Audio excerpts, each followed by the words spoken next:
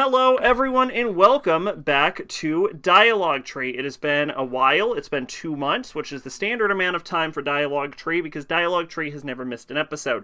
However, I've been on stream break. How are you doing, Maid? Rare sack appearance like the manga I passively read when in the blue moon it gets updated. I don't know. Sounds fine, but I'm dumb. I already read those. I don't know why I bothered to reread those. So, yes, I think we should start with the address for the Steam break. So, I talked about last time that I was going to go on a little bit of a hiatus because I was going to try and change over jobs, and I said I had an interview, and I would be streaming a lot more, assuming I got the job. Well, guess what? I actually did get the job, if you can believe that. Maybe if I didn't sound like a fucking 14-year-old boy, I'd complain. I don't know what to say to that, mate. I'm sorry. I hope that one day you can be more comfortable in your voice. There, that sounds like an appropriate thing to say. Or it adapts to your whims, whichever's preferable, I suppose. But yeah, so I actually totally got the job offer, but I didn't like the offer, so I ended up turning them down, so I ended up sticking with my current job. And that is why there has not been more streams, because I'm still working the same thing. But I probably should have ended up accepting that offer, even though I didn't like it, just because I've basically decided to quit my current job anyway. I'm pretty sure Monday is going to be, which is tomorrow. Pretty sure tomorrow is going to be my last day. So I'm going to be unemployed soon. Look forward to that. Woo! Which means that I will have plenty of time to stream. So we're back, baby. Get ready for that shit. It's been, how long has that been? It's been about 2.5 months, right? Same, looking for another place to work, which is not fun. No, it fucking sucks. Fucking sucks. I've been, like, passively looking for a while, obviously. But I'm gonna, like, real nose to the grindstone soon. Try and pick up a new place. Hopefully with some better hours to allow more streaming. But if I'm going into my new and improved unemployment arc, I should be able to stream pretty good. So I'm actually thinking we're gonna go back in on it.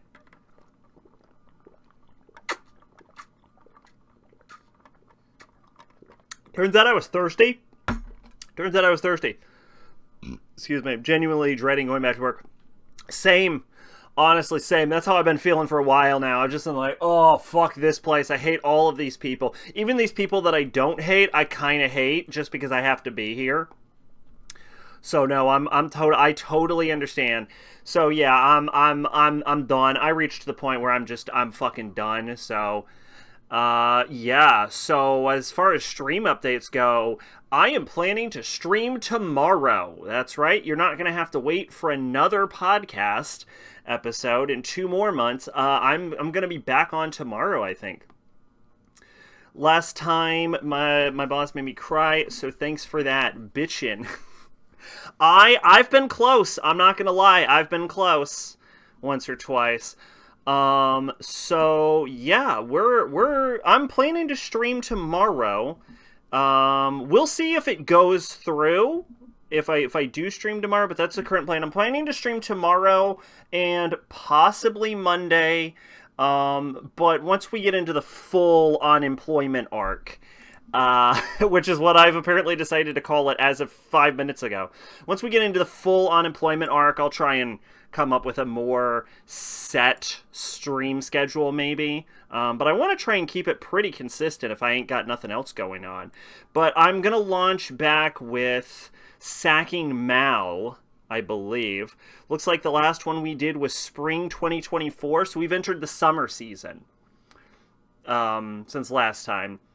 So we're going to start off tomorrow with Sacking Mal Summer 2024, which is everyone's least favorite show, but it's a good way to kick us back. And then Kingdom Hearts, whatever the fuck we're doing. Dream Drop Distance, I think? Dream Drop Distance. Ugh. Not looking forward to that. Straight up, probably didn't need to take as long of a hiatus as I actually did. I just didn't want to fucking play Kingdom Hearts anymore. It gets so bad. It's gotten so bad. I'm trying to debate on what I'm going to distract myself with for the next few weeks. Oh, what are our options? But yeah, I would like too. I've considered this. I would almost like to like mix in some other shit throughout the course of the week, so it's just not just all Kingdom Hearts. Like, maybe we'll play some other game, or I had that idea to like do a Duolingo stream at one point. Maybe we'll try that. There's still that fucking novel we have to read at one point. So there's some stuff we can look into, so it's not just Kingdom Hearts, because boy, there gets to a point where I just can't with fucking Kingdom Hearts anymore. Got the Ep.6 Fate Stay Night show at Goodwill for $3. I was like, well, might as well get Heaven's Feel, and those come tomorrow. All right, I'll say it. I think it's obvious because my reviews for those shows came up, 2 months ago, I think? Yeah, it would have been 2 months ago. Yeah, because this month is Steins Gate, so 2 months ago would have been Fate Stay Night. So my review, no, 2 months ago would have been Chaos Head. 4 months ago. 4 months ago, I reviewed all of Fate Stay Night, so it's obvious at this point, but the original Ep.6 is definitely my favorite, followed by Heaven's Feel. I'm not a big Unlimited Blade Works fan, if I'm being honest with you. I think Unlimited Blade Works is my least favorite route, and a lot of it has to do with the fact that everyone's an asshole in UBW. Because the characters' personalities genuinely change based on the arc they're in. They are not the same characters.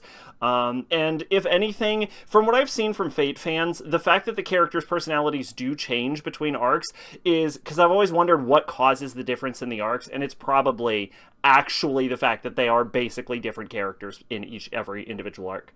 Heaven's Feel is probably my least favorite route from the visual novel because it's so fucking boring.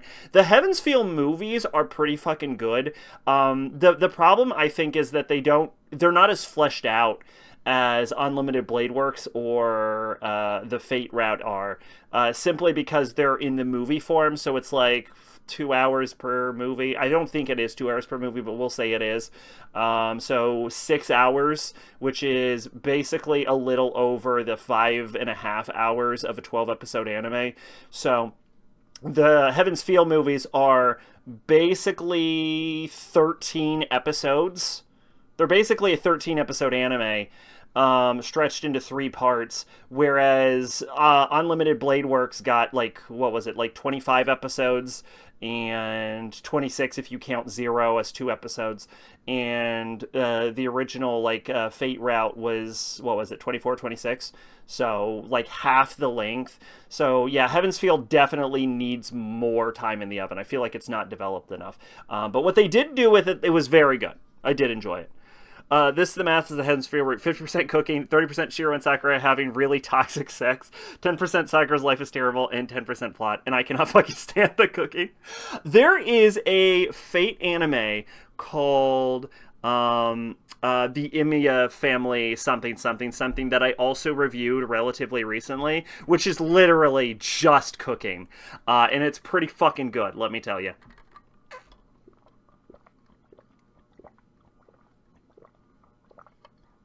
Y'all, we're going to need to take a stream break as I get more water. I was not aware I was this thirsty. This was full of water when I came, and now we're down to here. I have almost drank this entire water in the 11 minutes this stream has started. Actually, we didn't start until about 5 minutes in. I've almost drank... How much fucking water is this? This is probably... It's a 16-ounce... plus probably an extra 8 ounces. 24 ounce. I've drinking about 24 ounces of fucking water in 6 minutes.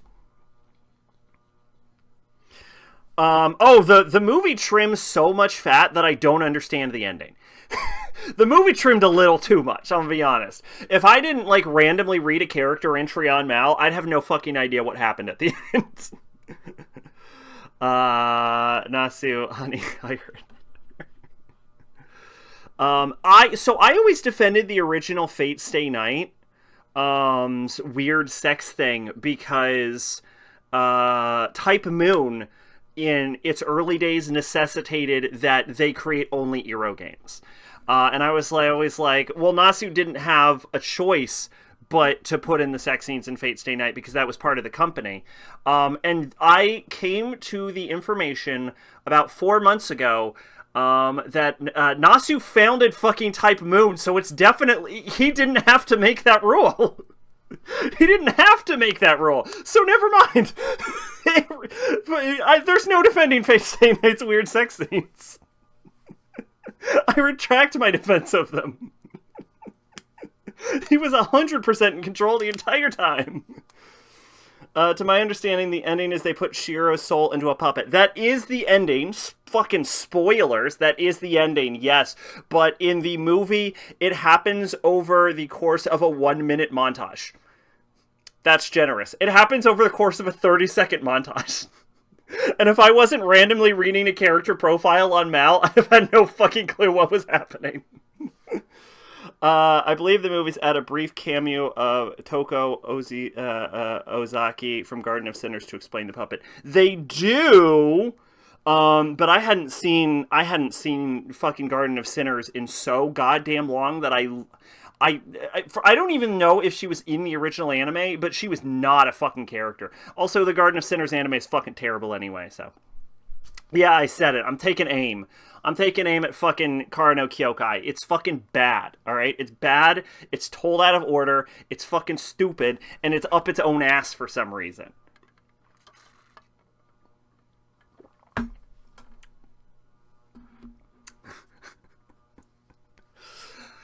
A lot of people like them. I have very strong opinions about them, but anyway, yes. So 06 is definitely my favorite. Is there some nostalgia to that? Absolutely.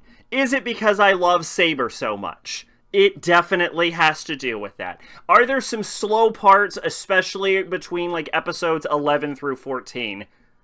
Yes. You finished Fate 06 today. You really, really like them. That and Tsukihime are your favorite Nasu works. We watched the Tsukihime anime on Dartboard. It wasn't bad. I can definitely see where the bones are, but it was definitely... you could tell that they cut a lot of shit out. So... Garden of Sinners, that is. Yeah. No, fine. It's fine. A lot of people do. I just like it. It's hard to. They're not well written, and they trick you into thinking they are. If that makes any sense, it's like I can see where they're connecting. It feels to me like a shitty version of Monogatari, in the way it's sort of presented. Which is not to say that I think it took inspiration from Monogatari, or that the two narratives are anything alike, because they're not, but they have a sort of almost similar presentation style, but I think A Garden of Sinners does it way worse. As for Fate 06, it's the same vein as FMA 03 and Hellsing 01. It's pretty loose adaptation of the Fate route. And I'm okay with that. I don't think... Look, I'll say it. I don't actually think Nasu's a good writer. I don't think Nasu's a good writer. So I understand a lot of people take umbrage with 06 taking liberties. But I don't hold necessarily the visual novel in a high enough regard for me to give a shit. Like, I feel sort of the same way about FMA 03, at least for, like, the first 20 episodes. Which is that, because the first 20 episodes of the original Fullmetal Alchemist is basically the equivalent of the first 6 episodes of Brotherhood, and those first 20 episodes of the original are just so much easily, they are so easily better than the first 6 episodes of Brotherhood. It is incomparable. Does 03 FMA fall apart at the end? Yes, obviously it does. I mean, come on. Is Brotherhood's ending much better? It is. But for, like, those really early parts where they were still working off the same source material and the original, like, 03 anime was allowed to expand on what was existent in the manga, it made a lot of improvements. Fate visual novel is good, but it has a fuck ton of problems. Yeah. So it's like, I'm okay with the liberties that are taken in it. And like I said, I also started with '06, which is why I do think there's some nostalgia in there, but I also like Saber as a character. Like, a lot of people will die on the Unlimited Blade Works hill, but my number one problem, other than everyone is a depressed asshole in that route, is I don't like Rin. And considering it's the Rin route, that's kind of a fucking problem. I like Rin. Not only do I like Rin better in the Fate route anime, but she is a better written character in the Fate route anime. Not say it has a tendency to explain things to an unnecessary extent. That I'm aware of. And I don't even bother. I do not even bother. One of the craziest things I've seen is debates about how noble phantasms work, and the argument that anti-world phantasm is not the same thing as an anti-reality phantasm, and also that an anti-world phantasm wouldn't be able to blow up Earth anyway, regardless of the fact that it has the power to blow up Earth. I'm like, y'all, I think you overdid it. If we're getting this deep, I think the system's a little too cooked. I did read Garden of Sinners. Hell, I actually read Garden of Sinners before I saw the movies. I bought the expensive Blu-ray box set because I love the novels. I disagree, like Ren. I feel the three heroines, Shiro and Ren, have the most romantic chemistry. So the thing about Ren is she is just a generic tsundere. I think she and Shiro have the worst chemistry. But I think they would have, realistically, the healthiest relationship. Because Shiro and Saber, their bad personality traits, like the negative aspects of their personality traits, don't complement each other. They feed off of each other in a very dangerous way. Like, for those characters' safeties, they should not be together.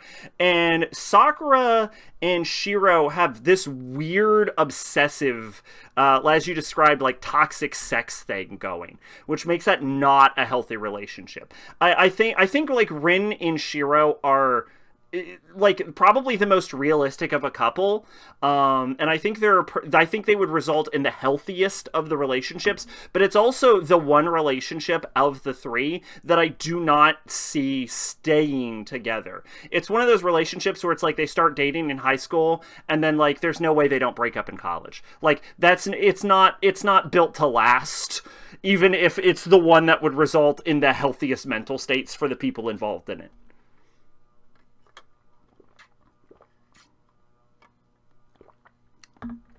So I get it, but I disagree with an asterisk, is what I'm saying about that.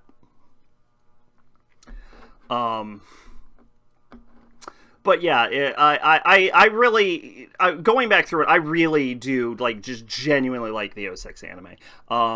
If I were to ever, like, go back through Fate Stay Night, I'd probably just stay with '06. I will also say, and this one isn't as popular, the Fate Grand Order Camelot movies, the trilogy of Camelot movies, are pretty fucking good. And it gets me because one of the major draws for the '06 anime, for example, when I was first starting to watch it, was I liked the idea of, like, mythological figures just fucking duking it out. And the later Fate novels, Fate routes don't have as much of that, right? Because Shiro loses Saber really early in both of those two routes. So it's really more about Shiro trying to make the best of a bad situation, whereas it really is, like, in the original Fate route, it is like mythic figures fight each other, and that's fucking cool, and I like that. So Shiro and Sakura have the most sex out of any route, and it's, like, really bad. They also have the most sex out of any route in the anime as well. Because I think they're the only one with a sex scene. Sakura's attachment to Shiro is really unhealthy. Shiro's feelings of her feel like they're based on pity, and they just seem to compensate by having sex every night. Not to mention the lust worms feed on her sexual energy. See, that makes shit worse. Okay, yeah, the lust worms fucking thing. When the lust worms came up, I was like, what the fuck? What the fuck was happening? This did not need to be here. Oh, I forgot about the fucking lust worms. Holy shit, I forgot about the lust worms. Oh, yeah. Okay, so this is what I'm saying about... I understand people's issues with the 06 anime being that it took liberties with the source material. The source material had fucking lust worms, alright? I don't hold it in very high regard in the first place. You take as many liberties as you fucking want. Lust worms are why the 18-plus version of Fate Stay Night is not canon. But yeah, the Camelot movies are really good. Shiro is not in the Camelot movies. Because it's an adaptation of a fucking mobile game. But it's still pretty fucking good. And you get to see... fucking what can only be described as evil Saber, but not like but not like the evil Saber, not like Saber Alter from from the fucking Heaven's Feel route, like fucking goddess running Miniad is just like, fuck you, kill everyone. I'm fucking Saber. And it's hype. So yeah, definitely like the Camelot movies. The Camelot movies are the only ones that give me the same fucking vibe as the original, like, mythic figure fight that I got from the original 06 anime. And the craziest fucking thing about the Camelot movies, in the 18-plus version, they tear men apart and feed on their flesh, and there's a bad end where Shiro is infected with them and he dies instantly. They infect women, and I quote, give them orgasms so powerful it fries their brain. Yeah, okay, so again, I don't really hold the original Fate Stay Night's writing in high regard. They can take liberties, is what I'm saying. This shit is not canon anymore because of Fate Zero. They have the worms in Fate Zero, though. They have those worms in Fate Zero. They make an appearance. So I'm not sure if that would... I don't think that actually decanonizes anything. Also, the canonicity of every route is dubious at best. Karya Mato cannot exist if that description still works. Well, I think the lust worms come from... What's-his-face? Is that the fucking old dude? Kuriyamato? Is the master of Berserker in the Fourth Holy Grail War. Yeah, his brain is just being controlled by the lust worms, though. In that. So it is still canon. I don't think there's anything that... Oh, no, wait, is he a Grand Order character? I thought he was a Zero character. No, he's a Zero character, and he's also in...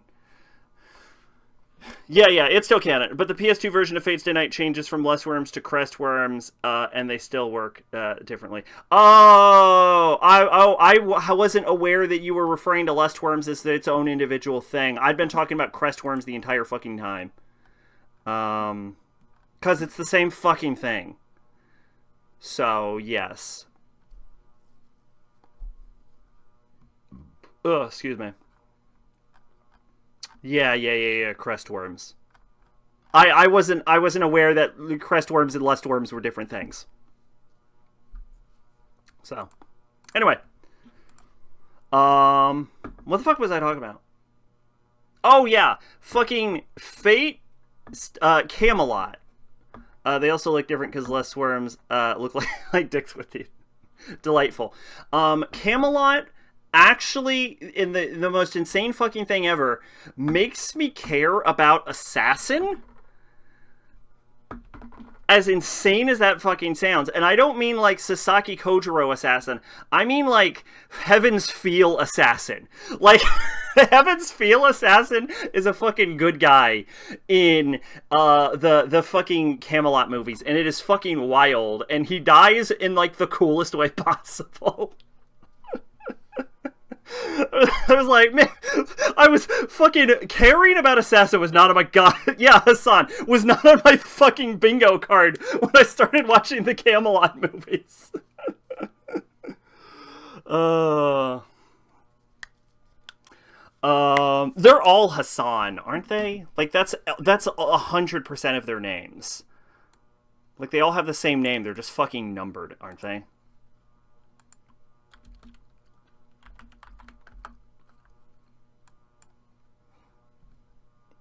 It is specifically sixth singularity, Hassan of the Cursed Arm. Yeah, Hassan of the Cursed Arm. Yeah, the one from the Heaven's Feel Rat. Anyway, him being a good guy, and me caring about what happens to him was not on my fucking bingo card when I started watching the Camelot films. When I was watching Fate Zero with my brother, Kodamine summoned an assassin, and all they showed up, he said, damn, he doesn't have one assassin, he has the whole crate. Nice. But anyway, yeah, Fate Stay Night, shout out, I guess. I guess while we're talking about it, since I did do Anime Dartboard recently, I guess I might as well announce that what's coming up on Favorite Search is, since I did Chaos Head on the last anime Favorite Search, we're going to be dropping Steins Gate. So over the next course of the month, get ready for my Steins Gate reviews. I did the original Steins Gate, I did Egoistic Poriomania, and I did Load Region of Deja Vu. And if you're wondering, oh, why not fucking Steins Gate Zero? Fucking, why not Steins Gate? Yeah, why not Steins Gate Zero? I'm not watching Steins Gate Zero. That's why. I'm not rewatching it. It was okay for what it was. Steins Gate Zero was, not Fate Stay Night 06, but Steins Gate Zero was okay for what it was. I liked the one new character, like the green-haired girl. I liked her, but I feel like it kind of retroactively ruined Steins Gate. Because it sort of retcons a lot of shit that we had been told about the different timelines in Steins Gate, and if I were to watch fucking... Because I've heard even recommendations of watching Steins Gate up to, like, episode 25, then stopping, then watching the entire Steins Gate 0, and then watching episode 26 of Steins Gate. I feel like I would fucking retroactively hate Steins Gate from that. Because the retcons Steins Gate 0 make are fucking god-awful. Like, when you get to that, like, alternate timeline, for example, at the end of the original Steins Gate, and you see fucking Okabe go on his, like, Hoenn Kyoma thing, like, hey, I made you a fucking time machine. I needed her to die in front of you so that you could enter the real Steins Gate timeline. That seems fucking badass, right? You're like, oh my god, this man has lived a fucking life in regret, and he's done it all for this one chance. And then you go watch Steins Gate 0, and you realize, oh no, Okabe has lived about, like, 5 minutes without her, and then he just time skipped backward to make the time machine, and it's like, oh, that's so much less cool. That's so much less cool. He wasn't involved in anything. Like, the way they talk about him is like he's like the huge leader of the rebellion, and then Steins Gate Zero reveals, oh, nope, nothing, absolutely nothing, completely fucking useless. It's terrible. Steins Gate Zero makes such terrible fucking retcons. Debating watching Hidamari Sketch or reading the Tsukihime remake, because that came out. I have not seen Hidamari Sketch. That is what I will say about that. But anyway, yeah, like green-haired girl from Steins Gate Zero, but Steins Gate Zero is terrible, and I think it makes the original Steins Gate worse, so I chose to ignore it. So look forward to not my review of Steins Gate Zero, but the other 3 Steins Gates, which are all pretty good. That's your spoiler. I enjoyed them. Anyway, I have a PS3 copy of Steins Gate, and I don't know why, but it's near impossible to find the North American copy of Steins Gate on PS3. Interesting. I've never tried. If I wanted to get a hold of Steins Gate, I would buy it on Steam, because it's on Steam. Steam also has Chaos Head and Chaos Child and, I think, Robotics Notes. But to be honest, I'm not super interested in playing Steins Gate. I know Steins Gate as an anime has like as a visual novel has like more shit in it. And I know that some of the stuff that clearly the anime chose to leave out, because there are parts that are just so clearly on the cutting room floor. Like there's moments where there's like flashbacks from like millions of years that have no goddamn context in the anime that I'm sure the visual novel addresses at some point. But I also just kind of don't care because I think the anime is complete enough for my preferences. I ran out of water.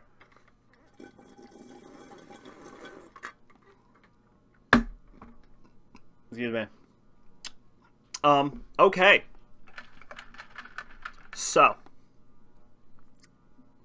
Oh yeah, anyway, I guess that's what I've been up to. I forget how to fucking stream, to be honest. I guess that's the recap. I guess there isn't anything else to recap? Guess there's nothing else to recap. But we got through this entire recap without me talking about this bad boy. Y'all know what it is. If it's a dialogue tree, we're getting fucking drunk. What is in here? This right here is a Midori sour. I got 3 shots of vodka.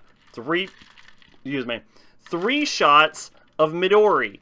I got 1.5 shots of lemon juice. 1.5 shots of lime juice. The rest of the recipe calls for club soda.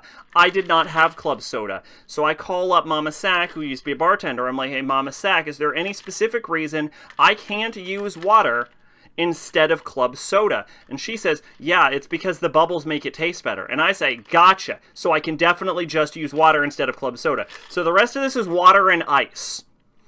The scene I go to for comparison is when Okabe and Kirisu debate each other at community college. In the anime, it's a short scene. In the visual novel, it's way longer and way more depth about how time travel would even work. It's like literally watching a debate. So a thing I have, every time I've watched Steins Gate, I've noticed it more and more, which is that the time travel in Steins Gate is so wildly fucking inconsistent. But that said, I don't, like, I'm sure there's a major difference between the two scenes on seeing the debate. The thing is, I don't need a debate on why time travel wouldn't work, because I know why time travel wouldn't work. Like, I am 100% on Kirisu's side on time travel being bullshit. I'm like, no, I'm with her. It's nonsense. Fucking course it doesn't make sense.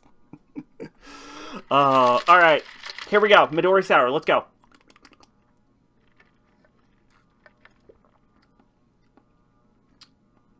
Oh. Oh. Oh, that's not bad. Oh. Let me go in there for that again. Ooh.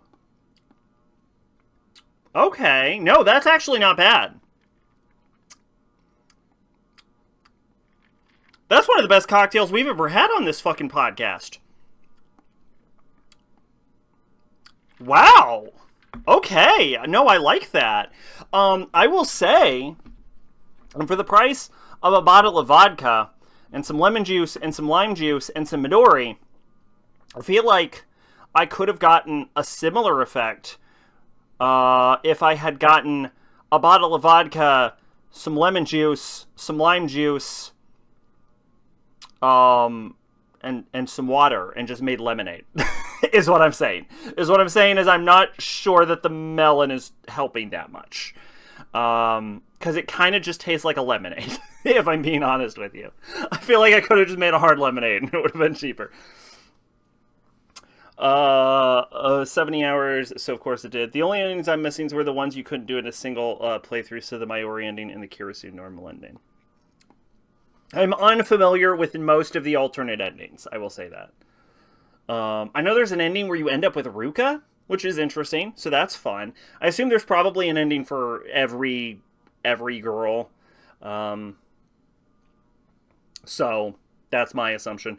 I also know that Steam recently released a Steins Gate dating sim where you could just date the cast of Steins Gate, and I don't even think it involves time travel. I think you just date the cast of Steins Gate, which is kind of fun. There is an ending where you end up with Luca. Yeah. So, All right. I think we're good to go. I think we're good to go. I think we're ready on to our first topic. Did I forget something? Oh, yeah. Grandma Sack update real quick. How's Grandma Sack's gaming going? So she beat Final Fantasy VII. Good for her. From what have heard, she lucked her way through the fucking Sephiroth fight so goddamn hard it's crazy. But she did it, so good for her. And let's see, and let's see, oh yeah, so I got her onto Stardew Valley, and she will not shut up about Stardew Valley. Every time I'm like, hey, Grandma Sack, what's going on? She's like, let me tell you about Stardew Valley, alright? I'm in this fucking mine, right? And I just keep dying to these little creatures, and I'm like, oh, okay. Okay, and she's like, I built a fence, my chickens have eggs, they give me so many eggs every day, they're filled with calories, and I'm like, okay. She's like, I want to get some silver for my sprinklers. I'm like, oh, okay, all right.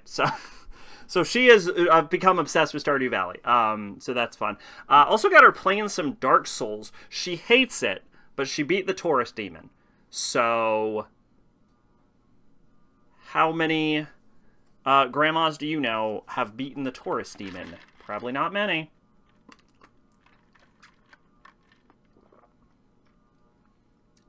That's actually genuinely not bad. All right. Excuse me. Let's kick us off into the gamer section. This this segment. Here we go. Now, it is what was missing from last time. Here we go. There's a Mayuri ending, Kirasu normal ending, Kirasu true ending, Suzuha ending. There's a Suzuha ending? That one just feels weird. Ferris ending and Aruka ending. Here we go. It is Master Detective Archives Rain Code. That is correct. Everyone was waiting for the review. Here we fucking go. All right. Let's get the elephant out of the room. Like I said, I originally started playing this game because I wanted to play a JRPG. I could imagine. Because I wanted to play a JRPG, and it tricked me, because, as it turns out, this game is actually Danganronpa. Like, there's no way around it. This game is just kind of Danganronpa. It plays like Danganronpa. It's got the fucking writer of Danganronpa, the director of Danganronpa, and the character artist of Danganronpa. It's about fucking solving murders while looking for clues, and then you debate people with truth blades. It's fucking Danganronpa. There's no way around it. This is Danganronpa. This is Danganronpa 5. That is what this is. Comparing it to other Danganronpas, I would say that Rain Code is probably like... it's probably my second least favorite Danganronpa. I think I enjoyed it better than Danganronpa 2, but it's nowhere... Like, I would definitely put it under the original. I put it under Trigger Happy Havoc, Ultra Despair Girls, and, like, well under Killing Harmony. So, but anyway... So it gets a bit of a false start with this game, because you get introduced to a cast of detectives, and you learn about Fortes and the magic powers of these detectives, and it's like, check out this cool cast of characters, and then they just like all fucking die in like chapter 1. They just like the entire cast just fucking bites the dust. And I kept thinking I was gonna see them again, and I don't, and you don't. They're just fucking dead from that point on. You kind of see one of them again. Excuse me. But I'm not going to spoil the plot twist on this. So, yeah, anyway. You do eventually get a new cast of detectives, each which have their own DLC, which I guess I'll talk to, because I did play the DLC. I did end up liking the other detectives in this game. I think the secondary cast of this game is not bad. It wouldn't be my favorite Danganronpa cast, because this is Danganronpa, again. It wouldn't be my favorite Danganronpa cast, but I did end up liking them all, especially Halara, so there's a bit of ambiguity about Halara's gender. And it is intentional because there's even like a line in the game where it's where the main character's like, "Wait, I thought Halara was a girl this whole time." So I'm gonna say that like they're intentionally ambiguous about Halara, but what I will say about Halara is in the DLC. They do, at one point, specifically refer to Halara as a woman. So every time I mention from Halara, I'm going to keep doing that. Also, Halara looks like a woman and is wearing high heels, and I'm pretty sure has tits. So that's what I'm fucking going with. From what I understand, the original like part of the joke where they try to make it ambiguous is that at one point in the Japanese version, which I'm going to go with for where this ambiguity comes from and why this joke is made, is Halara uses boku, which is typically male, but it's also not super uncommon for women to use boku as a form of address to themselves, especially if they're like tomboys, which Halara would be in this specific case. So yeah, and again, there is that line from the DLC where Halara is specifically referred to as the woman. So I'm going to assume that Halara is female. Just fucking because. So there we go. Anyway, Raincoat. Yeah, I like the cast on this. I think Fortes are super interesting. The big issue with Raincoat is that it's basically Danganronpa blown up to a city, right? And so you go around and you meet a new crime, and then you get this new cast of characters that you're introduced to, and then they have to tie into this new crime. And it's very episodic in that regard, and it wraps itself into this thing that it does not have to do, which is because the main character has a pact with Shinigami, whoever the culprit of the crime is dies when the crime is solved. And that sort of creates a scenario where Raincoat, like, it's sort of like an Akame ga Kill sort of situation, where Raincoat writes itself into this corner where it has to start murdering a shit ton of its cast. And in Danganronpa, which is like a death game, that actually benefits the story. Because you're in a secluded sort of like sandbox with these characters that you have to sort of get used to and understand their personalities and their motives, and then try and figure out their motivations and how they committed a crime. But when you expand it into a city and then you're constantly introducing new casts of characters to kill, it ends up in a scenario, and Raincoat does this several times, where it introduces a character that it ends up killing, where it would have been better served to have that character stick around in the plot and get more ingratiated with the cast.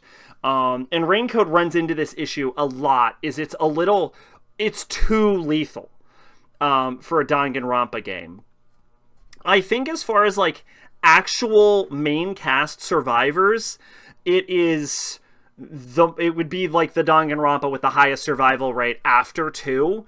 But if we're talking like critical cast as far as the crimes go, it has a near 100% fatality rate, and I actually think that it ends up killing characters that are relatively interesting that would be better served sticking around for longer than they ended up doing, because its own inherent premise requires the death of the characters. And so I think Raincoat fucks itself a little hard on that scenario. I also think that investigating crimes over the course of an entire city is an idea that seems good on paper, but how Raincoat ends up doing it is it ends up creating sort of like bottle crimes where you have to poke around specific crime scenes rather than doing a full city investigation a la like LA Noire style.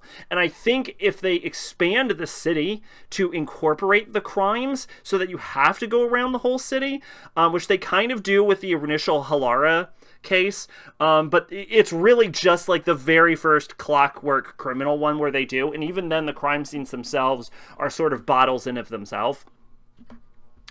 So yeah, I think it doesn't use its setting hard enough. I think the city is a good setting, but then it ends up bottling the crime scenes too hard, and like sort of locking you into these specific investigations. So it makes poor use of what it has. It has such an advantage that it squanders.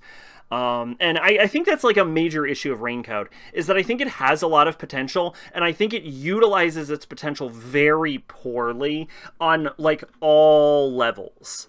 which is why I would say it would, as a Danganronpa, it would be like the second worst Danganronpa. Which I think the only reason I don't like 2, I would like 2 even less, is just because I find the cast of 2 the fucking I just hate the fucking cast of 2. I think that's the only reason I would put 2 under Raincoat, because I think, like, functionally 2 might be more put to... No, 2's... No, the crimes in 2 are way worse also. Never mind, fuck that. No, Raincoat's head and shoulders above 2, but that's not the fucking point. It's not the fucking point. Anyway, yeah, Raincoat, like the side cast. I like the main character, Yuma Kokohead. I think he's interesting. I think he'd be more interesting in a sequel. Spoilers, he survives, I guess. The V3 might be my favorite cast, but I know we have vastly different opinions on V3 and on that one. But I think Yuma would be more interested in a sequel. This game sort of points to a sequel maybe happening, in which case I think Yuma should not be the main character. I think they should do a Danganronpa 2 sort of situation where Makoto just does not return as the protagonist, because I think Yuma would make a more interesting mentor figure, possibly even killed, but I would actually like to see him sort of God, how would I describe... I want Yuma Kokohead to be like... I'm going to make a comparison to a character I don't fully understand because I haven't played a game with him in it. I want Yuma to take on a Steven role from, like, SMT, right? I want him to be a sort of, like, mentor figure that kind of points you in the right way, but I don't want him to lead the cast, if that makes any sense. I couldn't think of anyone else to substitute for that. I also don't know if that's how Steven functions, because I don't think I've played an SMT with Steven, but that's the vibe I get from him. So I want Yuma to behave like the vibe I get from Steven, more than necessarily actually Steven. But... because I think you'd make a really good mentor, guiding hand figure. But if the next character would be like Wendy or that girl that Yuma saves in the ending credit scene, I think that would be pretty strong. As for the cases themselves, as always, I did that thing where I solve all of the cases early before I even fucking had to do it. Didn't even... Y'all know I did it. There was one that I actually kind of didn't get. There was one crime scene during the Clockwork one, and I'm willing to admit it. I wasn't 100%, but I was batting like 90, 95 for basically every case, including the final one, which I think the plot twist... because, you know, as a Danganronpa, there has to be, like, this mind-altering plot twist that changes the way you see the entire course of the game. Raincoat has that, obviously. But, like, I saw it coming, kind of, with an asterisk. We'll talk about that in a second. But one of the Clockwork ones involves a character, like, sending a key down a fishing line and propping a body up by, like, using the eye holes of a painting or some bullshit like that.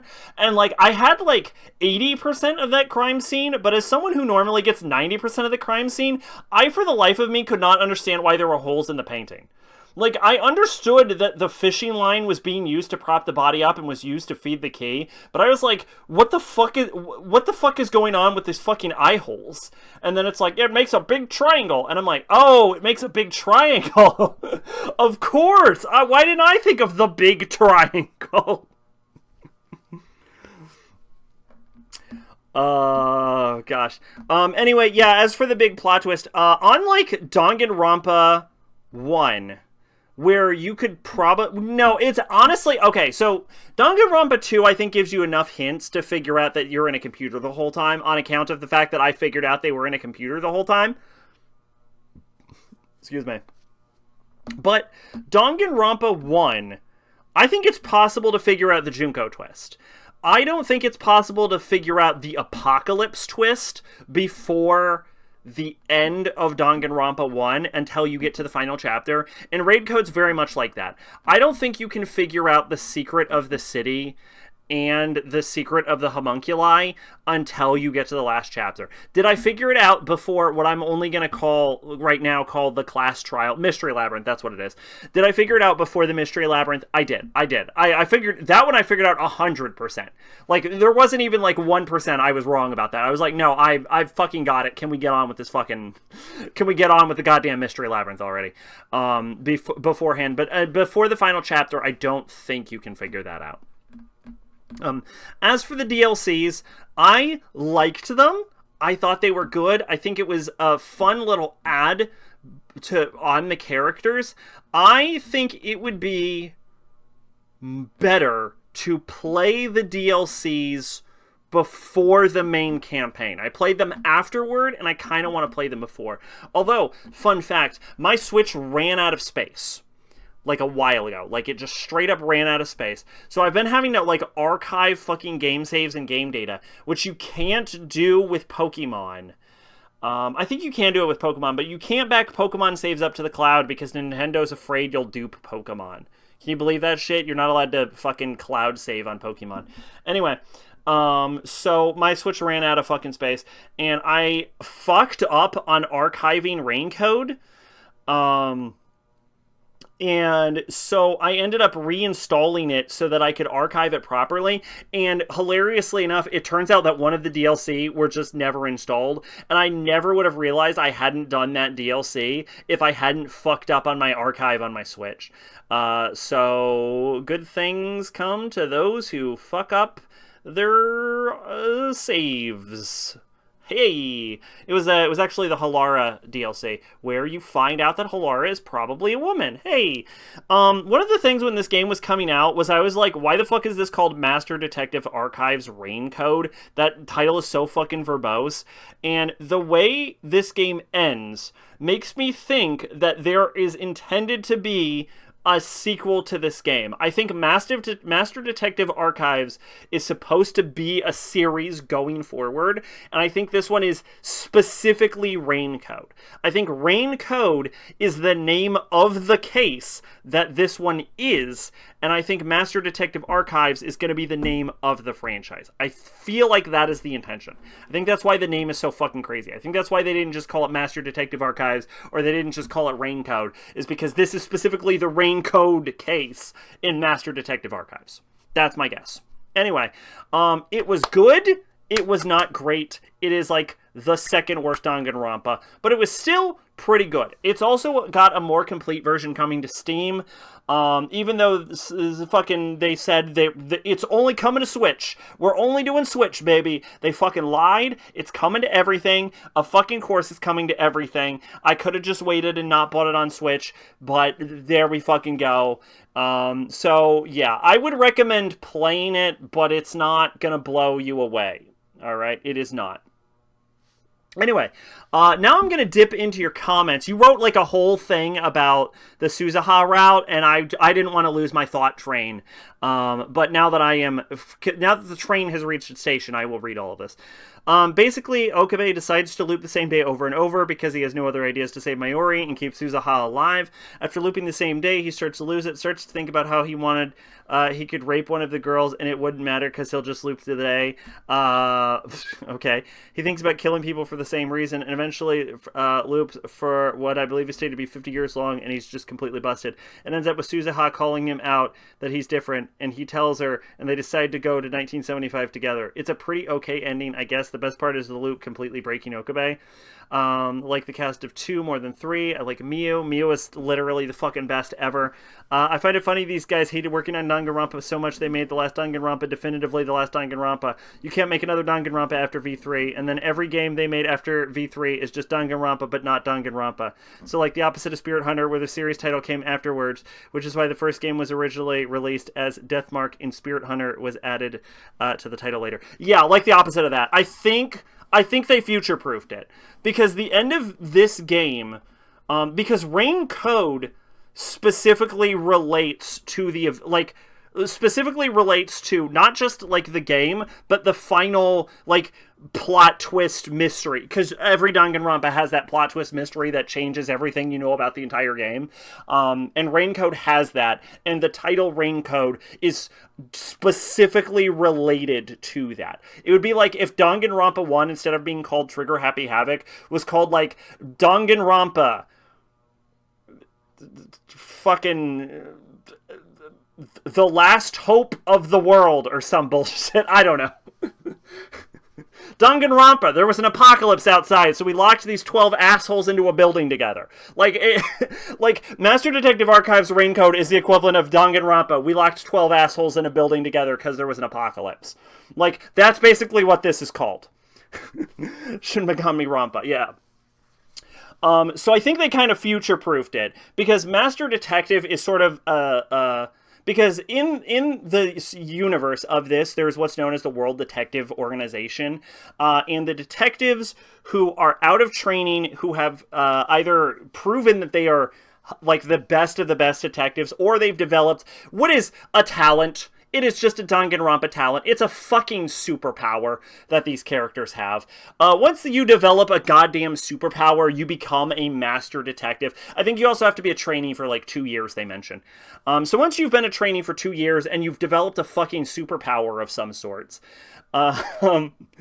you are considered a master detective. So that's where the master detective card comes from. It is like a specific title of a member of the World Detective Organization. Obviously, Archives, self-explanatory, so it would be like cases related to a master detective, and then Raincode is clearly the specific case, because like I said, calling the game Raincode is like calling Danganronpa 1, we locked 12 assholes in a building because there was an apocalypse.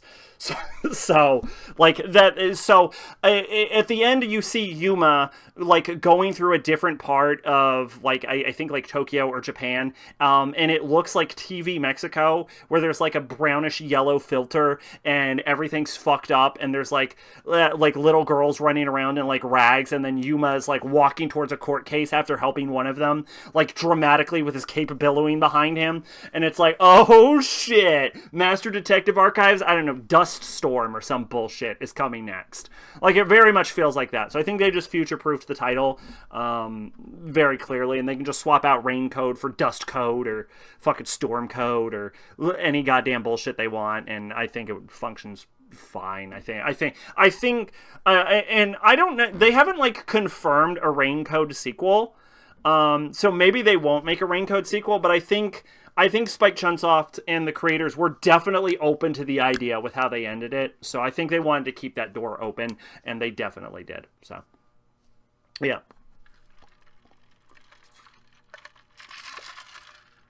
But again, I would not want Yuma as the main character again. Not that I don't like Yuma, but I like Yuma more as a mentor figure at this point. I think he's gone too far. I don't think you can pull back Yuma from, like, I don't think there's a way to pull Yuma back from how far he got taken in Raincode.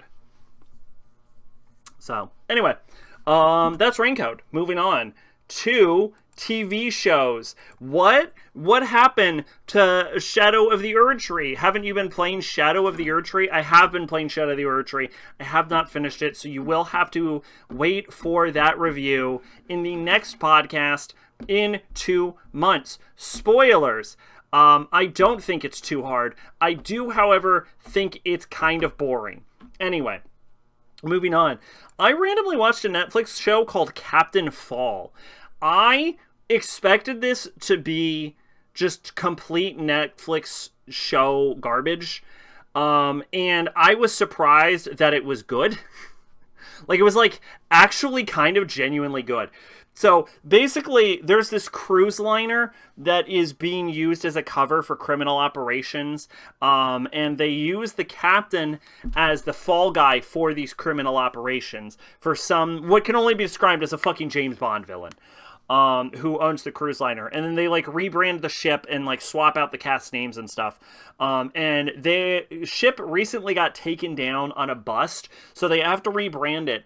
And so they want to get a more semi-permanent captain who would be less aware of the criminal activities going on the ship. So they look for basically the worst possible captain they can find, which is our main character. And so it's sort of like the captain obliviously going through the ship while also hitting on like his hot first lady, whereas his entire background crew is trying to keep him unaware of the fact that the entire cruise liner is, and let's be clear here, pretty much a front for human trafficking. Now, here's the thing. You might hear that and think, okay, this is clearly just like a silly sitcom. The show is like surprisingly dark and does a really good job of treading the line between like oppressive dark comedy and more lighthearted sitcom elements. It is like, I was like shocked at how good this was, is what I'm saying. Now, is this the best like adult cartoon I have ever seen? No, it's not BoJack Horseman. It's not even in the same fucking tier, but it is like genuinely surprisingly high quality, and I definitely enjoyed it. I hope it gets renewed for a second season. It is unfortunately a Netflix show, and we know that Netflix only renews bad TV and never renews the good TVs. So that is the situation of Captain Fall. But who knows? Maybe if you've got Netflix and you want to check out a surprisingly good crime drama, dark comedy, maybe give Captain Fall a shot. It surprised me at its level of quality. So check that out, I guess. Okay, we're going to move on from that to Red vs. Blue Restoration. The 19th season of Red vs. Blue. The best thing that Red vs. Blue Restoration does is it makes every season between 14 through 18 not canon. Did not happen. The trailer for Restoration made it very clear that seasons 14 through 18 did not fucking happen, which is delightful. They got basically everyone back on the cast for this.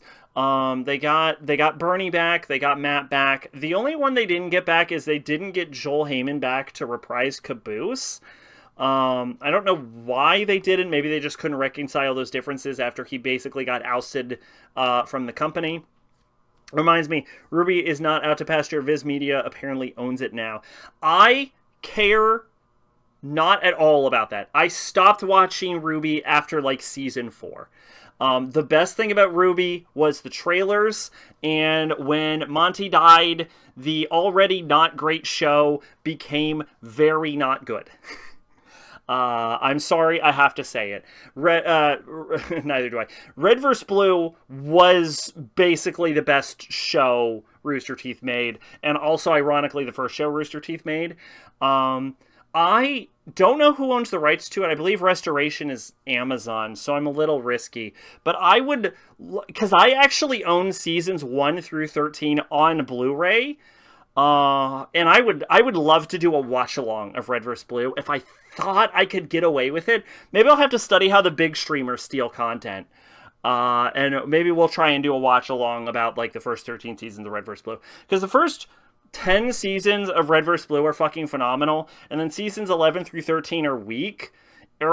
But the ending of season 13 is like if the ending of season 13 was the actual ending of Red vs. Blue, Red vs. Blue would have the absolute best ending of anything I have ever seen in my entire life, unquestionably. It would be such a phenomenal place to have ended the season, and I think going on to season 14 was such a fucking mistake. There should never have been a 14th season. There definitely should not have been a 19th season. Not that I have too much of an issue with Restoration, but like I said, the best thing Restoration did was made seasons 14 through 18 never have happened. It was like, we didn't do that. That didn't happen. Please ignore seasons 14 through 18. We made them up. They were a computer simulation, is what they say. They legitimately say it was a computer simulation. I imagine it'll continue being bad because Viz Media is a localization company, so they'll specialize in translation, so actually making a show sounds like a nightmare. Yeah. So the problem is like Monty was very much a fly by the seat of his pants kind of guy, but he at least had like a vision of the show. Excuse me. But people say that Monty had a plan, and I don't know for certain that he didn't, but knowing how Monty writes, I assume Monty had an overview and bullet points about the direction he wanted RWBY to go in. And I'm sure he conveyed those to Carrie and Miles, but I also know that Miles has a humongous fucking ego. And so even if Monty was a perfect writer and he wasn't, and he conveyed it 100% perfectly to Carrie and Miles, I'm not confident that Carrie and Miles would have ran with it in such a proper direction that Monty would have wanted. And even if they did, I'm not sure it would have been great to begin with. So I think losing Monty was a real fucking problem for RWBY, genuinely, because that was the moment it lost all sort of direction. And when Monty left the show to just Carrie, and I think briefly like a Gray Haddock, that was the moment RWBY had no fucking hope. Because Carrie's like Monty and Carrie are not and have never been the best writers at Rooster Teeth. I'm sorry, they're not Bernie is the thing. And so when Bernie took a step back from like writing production, because Bernie never touched RWBY in the first place, for the record, but like when like Bernie took a step back from like writing production, especially with Red vs. Blue, there is a sort of like dip in quality that you can feel when the show passes from Bernie to Monty, or not from Bernie to Bernie to Miles. Every time I said Monty in the past section about Monty dying, assume I meant Miles, because I got the double M names mixed up. But he had about as much of a plan as Miura did for Berserk in the early 90s. Yes. That's actually fucking perfect. Because if I remember, Miura's idea for Berserk was he wanted a dude that was really angry, and he was like, okay, I need a reason for this dude to be really angry. And like I said, I don't know the inner workings of RWBY. I have been told that Monty had 20 seasons planned, but I find that fucking impossible to believe. There is no way I see RWBY having gone so fucking far off the rails as it did so fucking quickly, then I believe that Monty had 20 seasons planned. Especially because from listening to like the commentary, a lot of what happens in season 1, 2, and 3, he just made up during the writing of season 1, 2, and 3. Which means like if there were 20 seasons of plan, it was very much an overview bullet point thing. Which leaves like Carrie and Miles to figure out what the fuck Monty wanted to do with the series. I bet he had a beginning, middle, end. I bet he had a lot of like points, but I guarantee the fleshing out was left to those two. And when Miles left, because again, Miles isn't Bernie. When Miles left, like you could tell there's another noticeable dip in quality. So we have these like two assholes who are inexperienced, trying to realize the work of another individual who had a vision for the show but has now died, trying to figure out what these fucking bullet points mean while connecting the bullet points while also trying to make up shit on the spot in a medium that I need you to understand this. They did not understand. All right, first off, no one on the fucking RWBY production team fucking watched anime before watching RWBY. And Monty's pitch for RWBY was, I want to make an anime. He gave them fucking anime homework before they even started season 1. Like, they had no fucking clue what they were doing. RWBY was doomed from the goddamn start. Which is also why I think Red vs. Blue had a better leg to stand on straight from the get-go than RWBY ever did. One, Red vs. Blue was based on another work, which means there was a limited amount of required world building that Bernie had to do up front. Two, Bernie was a better writer than Miles, fucking period. On his worst day, Bernie is a better writer than Miles. All right? Three, the fucking third thing is that there was someone there to guide the central vision of Red vs. Blue from beginning to end until the torch was passed. So yeah, I think RWBY was kind of, and also 4, Bernie understood and knew Halo and sci-fi, and Miles didn't know jack shit about anime. So there was a different level of experience on top of the different level of actual like skill related to the people. So yeah, RWBY was fucked from the start, and Red vs. Blue was always logistically Rooster Teeth's best show. I have said a long time ago that like this stream would not be happening if it was not for Rooster Teeth's Achievement Hunter group, and that is true, but I'm talking like original content. Red versus Blue is the best thing they ever made. And RWBY is honestly one of the worst, because I think the first season of X-Ray and Vav is a stronger than most of RWBY, and I think like Captain Dynamic was better than most of RWBY. Laser Team is terrible. But like a lot of like Rooster Teeth original content. They also did that like one thing with The Sims, which was I'm gonna say it. It was better. So RWBY was fucked from the start. Anyway, Red vs. Blue Restoration. They got everyone back except for Joel Heyman. They even got like the actress. I want to say her name is Allison. They got the actress for Tex back.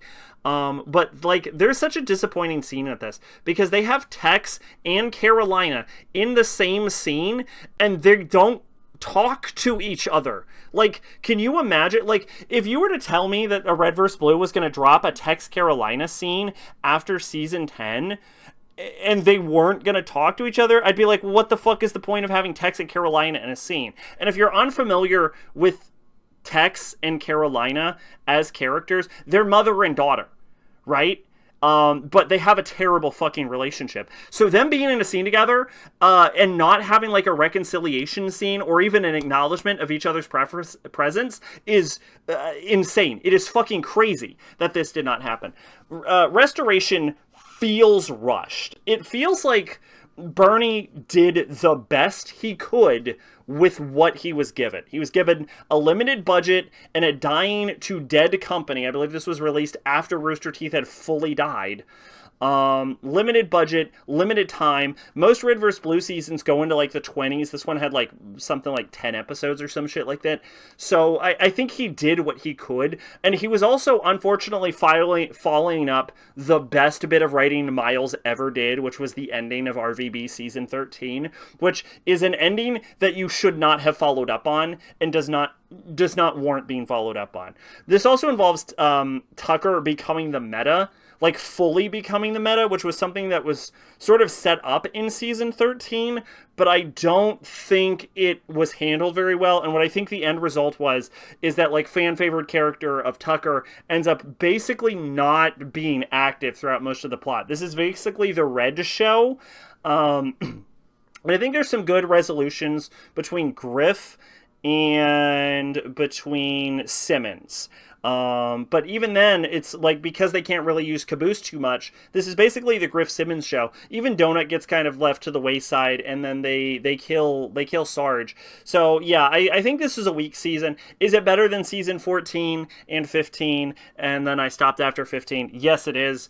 But to me, I will say that, like, I think it does a lot of good. I think the best part about this is the trailer, where they decanonize everything after 14, and then they hint that this also might not be canon to Red vs. Blue, which is great, because I take that trailer as permission to say that Red vs. Blue ended at season 13, and they never made the remainder of the seasons. So, is this good?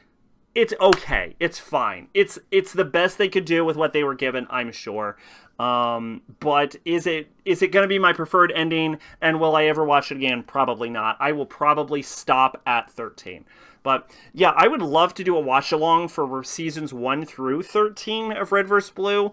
If I can figure a way to do that without getting copyright, we will just straight up do that, because Red vs. Blue season 1 through 13 is great, and I feel like RWBY becoming as popular as it did sort of overshadowed how good Red vs. Blue was, especially because there are a lot of RWBY haters, myself included, who, as someone who was so excited when RWBY was coming out, because I was fucking popping when the Red trailer came out. I was on that shit before any of you. I know I was. Don't fucking lie. Unless you were fucking a Rooster Teeth fan before the Red trailer dropped, and you were fucking jerking off to the Red trailer when that Red trailer dropped, you have not been, you were not on that fucking RWBY floor like I was. So, like, no one was more fucking disappointed that RWBY sucked ass than I was.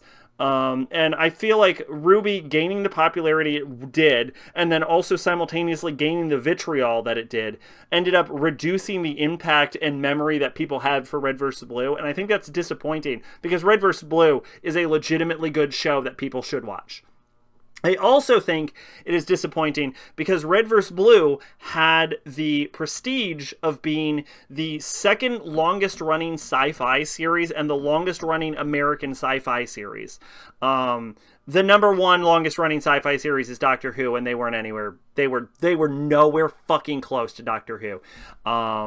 They had that title until Star Wars came back, so there might be an asterisk next to that. Although I will make an argument that because there was such a long holdover period for Star Wars, that it might still not count, and Red vs. Blue may have still ran longer. But Disney's gonna run Star Wars into the fucking ground, so it will pass Red vs. Blue as the longest running American sci-fi series, but it had that title for a good many years as the longest running American sci-fi series. So look on that, and I think it was there for a reason, because Red vs. Blue was a phenomenal show in its time, which was seasons 1 through 10, and then slightly between seasons 11 through 13. This is the most memorable part of RWBY to me and my brother. This was the only part where I quote, I like your bow. It goes with, well, your pajamas. I wanted to like RWBY. The trailers were good, but the trailers were literally the best part of the show, and that's not a great sign. And I think it does go to show a sort of issue with Monty, was that he was very... he specialized in fight choreography, which is also why when Monty died, the fight choreography takes a drastic step backward. Because Monty died before Season 3 aired, which is why... in the opening of Season 3, there's a scene where RWBY is talking to her mother's grave. That scene, I always interpreted to be a sort of address to the fact that Monty had died. It turns out that was always planned from the beginning. Like, from the start of the series, that scene was supposed to have happened. But at the end, you do see birds fly up towards, towards the sun, which is a reference to Monty's signature, which was like a sun and some birds that he wrote in the shape of his own name. So they do acknowledge that Monty died, but that's also why the fight choreography after Season 2 takes a fucking huge dip in quality, because Monty was famous for his skills at fight choreography. So when he died, they had to have someone else fucking do it. And then what's worse is that he had an apprentice, but Rooster Teeth sort of like bullied the apprentice out of the company for trying to respect Monty's vision too hard. Or at least according to him, they did. Because I have heard tell of from Monty's wife and from his apprentice about the mistreatment they received from the higher-ups at Rooster Teeth at the time while working on RWBY, because they were trying to hold to Monty's vision for RWBY.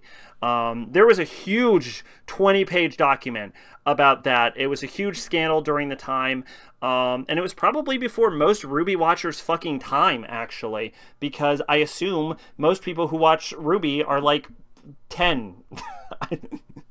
But yeah, there was a huge Rooster Teeth scandal at the time about Rooster Teeth management like mismanaging a bunch of shit and bullying Monty's apprentice and his wife out of the company. And so, yeah, so that's also part of why there's a huge, like, RWBY didn't follow Monty's vision sort of sentiment, because, at least according to insiders, it didn't. Is it true? Who knows? It's been denied by Rooster Teeth, which is now a dead company. But also, if you were sort of, like, bullying the wife and apprentice of a guy whose show you've taken over, would you admit to that publicly? I wouldn't. Who's to say? But it's all alleged, and I want to be clear about that for lawsuit purposes, just in case I get sued by a company that doesn't exist anymore, I suppose.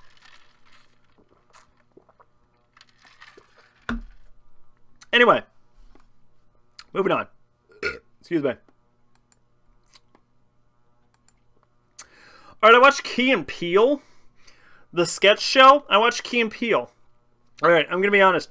I have seen almost every single sketch in the show already, because I think fucking Comedy Central has deigned to upload every single sketch in this entire show. I think there was 3 or so I hadn't seen. And I've watched a bunch of them so many times that my watch of the show was not actually that pleasant. I don't think I laughed a single time. I have enjoyed in the past a lot of sketches from the show. I think it is more of a situation where I've been overexposed to the content I was watching in this case. but I always talk about whatever random bullshit I do, so I thought I would bring that up, that I have recently watched Key and Peele, and for whatever reason, the put the pussy on the chain wax is the segment that has stuck in my head the hardest since watching it. And I would love to just integrate that into my vocabulary. I just cannot figure out how to do that. But that is what I did. I watched Key and Peele. I have nothing more to say about it. Moving on. It's a sketch show. Alright. I watched Q-Force. Now, hear me out. When Q-Force came out, the trailer was terrible. Everyone knew the trailer was terrible.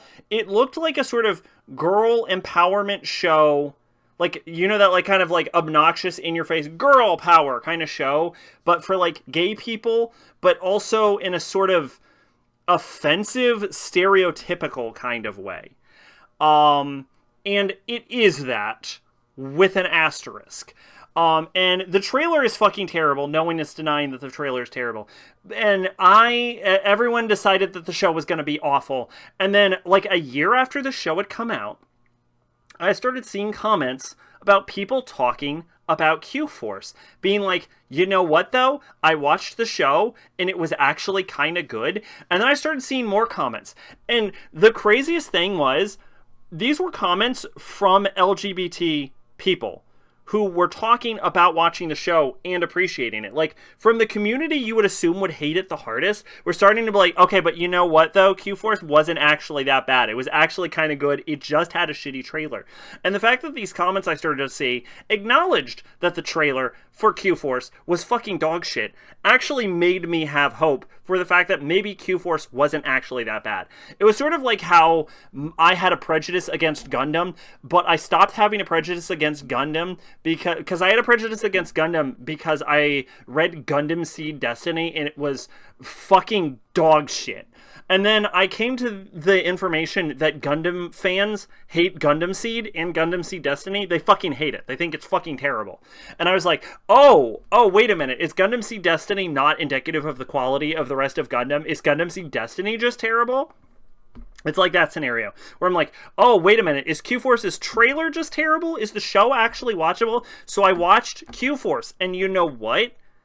Yes, the trailer was terrible. The show itself was actually kind of good. Like I said, is it a bit stereotypical and sort of like, go LGBT power, sort of like that in a sort of like campy way? Yes, but it's aware of that. It's not like doing it unironically. It does it with a sort of like a wink and a nod, which kind of adds to the humor and like invites you in on the joke. A lot of issues with the trailer come from the character Twink, who admittedly might be the worst character in the entire show, if I'm being honest. But I also think that like Twink sort of dodges stereotypes in a way because he's sort of like, you get this idea of this like overly effeminate, like a gay man stereotype that has existed throughout like all of time. But it sort of also plays into a bit of an older trope where like, because Twink is also usually the more like sexually aggressive one. He's sort of like gay and effeminate and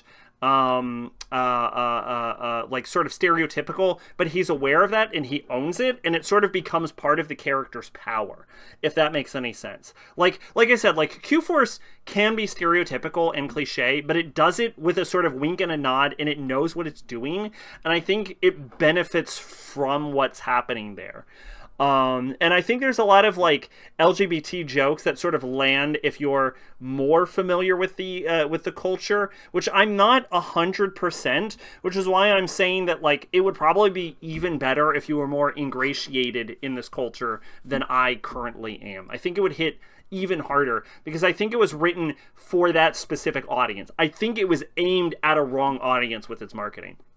So what this is basically about is about a secret agent who just passed agent school in like the top position, and he uses this opportunity now that like Don't Ask No Tell has been repealed to come out as openly gay. But because the because you still face like open homophobia from the higher ups in the military, despite the fact that they can't like fire him or put him in jail or anything for being gay. They give him like this like little outpost, and then they don't give him any missions. They basically shelve him despite being like literally their top agent. And so he ends up accumulating this sort of like empowered LGBT alliance of like high quality like secret agent members underneath him that are literally incapable of performing their duties because of their identities. And so it sort of plays with the inherent prejudice of sort of like military that the characters are facing. And it's sort of about this like group called the Q Force. Q is for queer. Did you get it? You get it? You got it? You got it. Okay, great. About sort of this like inherent prejudice they have to deal with, contrasting with the skills of the agents themselves as they try and take on bigger, more like fantastical James Bond-esque missions. And it ends up being a solid show. Is it good as Captain Fall? No. Let me be clear. No. But it is actually, I do have to agree with all of the comments, it is way better than the trailer made it look out. Because the trailer is terrible. The trailer is a compilation of the worst moments of the entire show. I cannot believe that trailer got fucking bad. It is baffling to me that trailer is that bad. But, the show is actually solid to the point where I am actually disappointed that this is not getting a season 2. So yes, it is actually a good show, surprisingly enough, and I am aware of how bad the trailer was. So anyway, that's it. That's Q-Force. I'm done with that. Okay. All right, what do we got? We got Vox Machina Season 2. Okay. We all know that I've seen campaign 1 of Critical Role. Excuse me. I think there are a lot of changes in Season 2 for Vox Machina as we get into the Chroma Conclave arc that are made for the worse. There's a lot of truncation. There's a lot of like shortening what happened in the original campaign. And I do think certain aspects are worse. I think Scanlan and Kaylee, I think that scene is handled better in the original campaign. But the big issue with the Chroma Conclave in the original campaign is it's fucking boring and it lasts like 50 goddamn episodes. So I will say probably definitively, although I think in Season 1 the Briarwood arc is better experienced in campaign form. Especially because it goes out of the way, because they're trying to build Scanlan up into Bard's Lament, which is like the best episode of Critical Role, probably. They're trying to build to Bard's Lament, but they're doing it so hard that they make Scanlan seem incompetent a lot in Season 1. And I don't think it's earned. I think the whole Scambo situation is handled a lot better in the campaign, and I think a lot of like I think like a lot of interplay between characters are as well. I like that they brought in like Vesh and oh God, what's her name? Vesh and Zara, something like that, because they were the best goddamn guest characters in Critical Role history. I really like that they came in.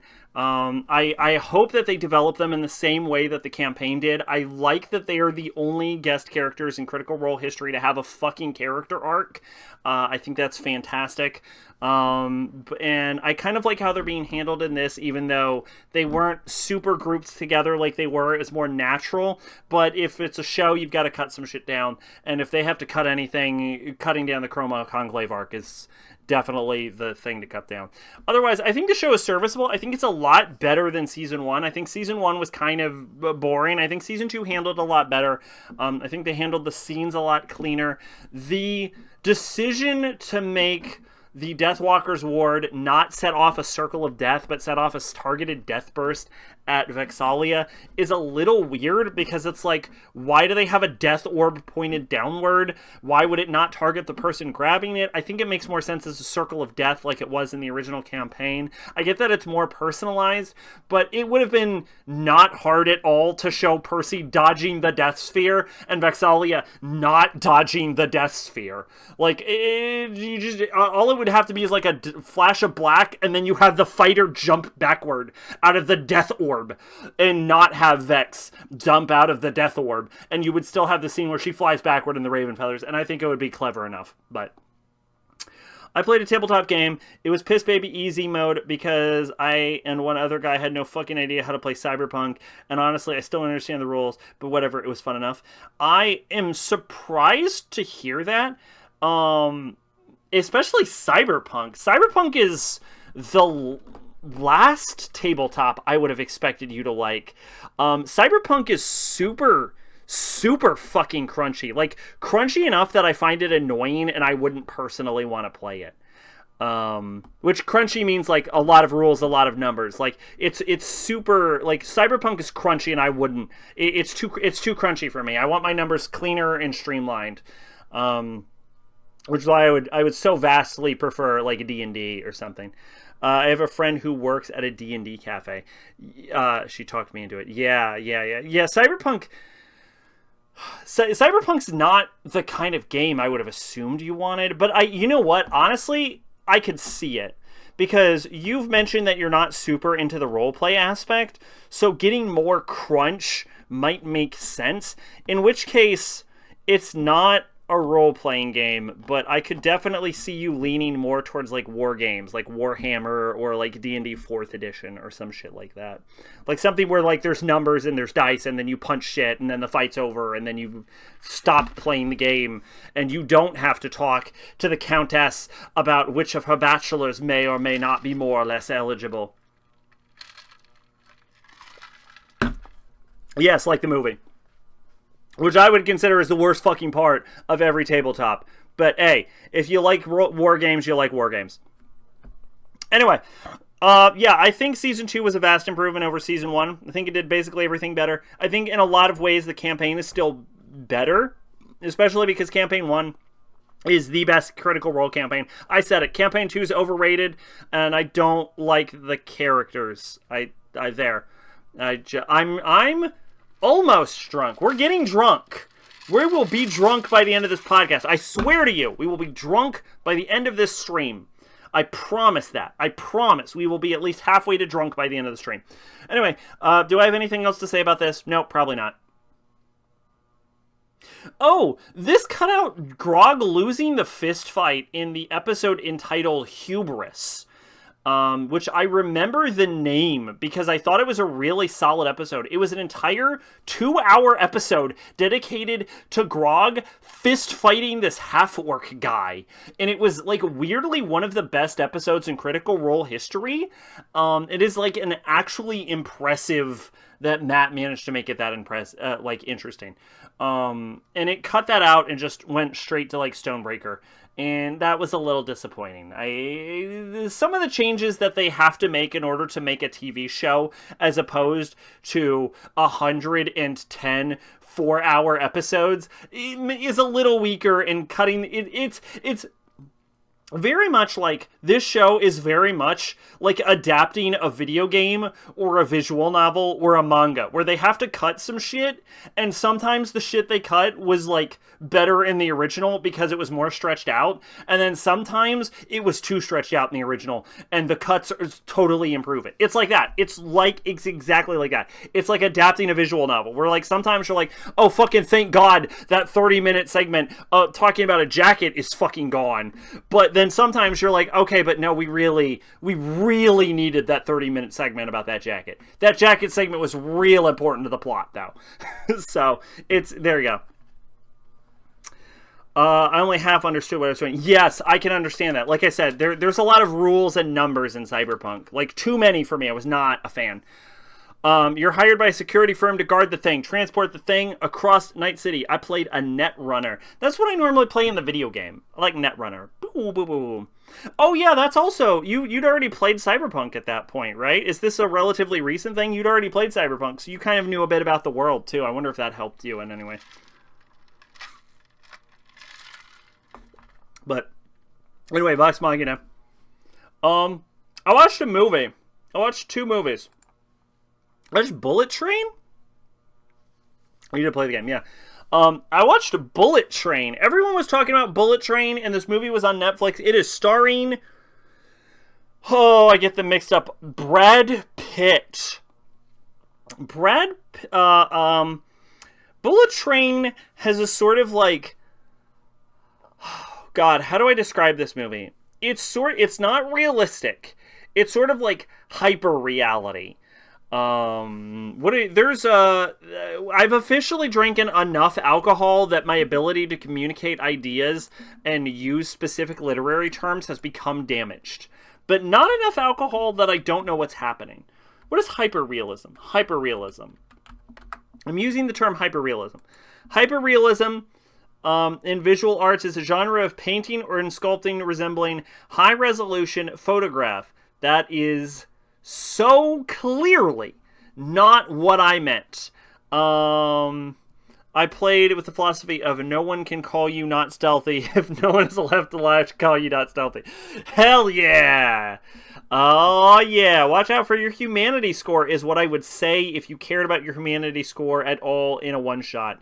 Help me out here, Maid. What the fuck am I trying to talk about? Like, where something's not realistic, it's like taken up to, like, it's emphasized to a higher degree. Sober Sack would know what the fuck Sack is talking about. Drunk Sack is not sure. It's sort of like exaggerated reality. What the fuck am I trying to find? Exaggerated reality. What am I trying to... What am I trying to say? Cognitive distortion? No, that's... whatever. Who fucking cares? Y'all have probably understood what I'm trying to say. Anyway, we got neon colors, fancy outfits. The characters' like personalities are like tweaked in such a like a narrative like Tarantino-esque way. It's like it's like a sort of like a movie adaptation of a fucking... It's like a retired assassin. Like, I'm not going to say the plot because I don't think I'm sober enough to explain the plot. Also, Bullet Train is fucking complicated. But it's like a sort of like Rob Van Dam sort of like the dude, like Big Lebowski, the dude-esque like retired assassin man who's trying to get back into the business, but he's not like fully committed, but he's zen now.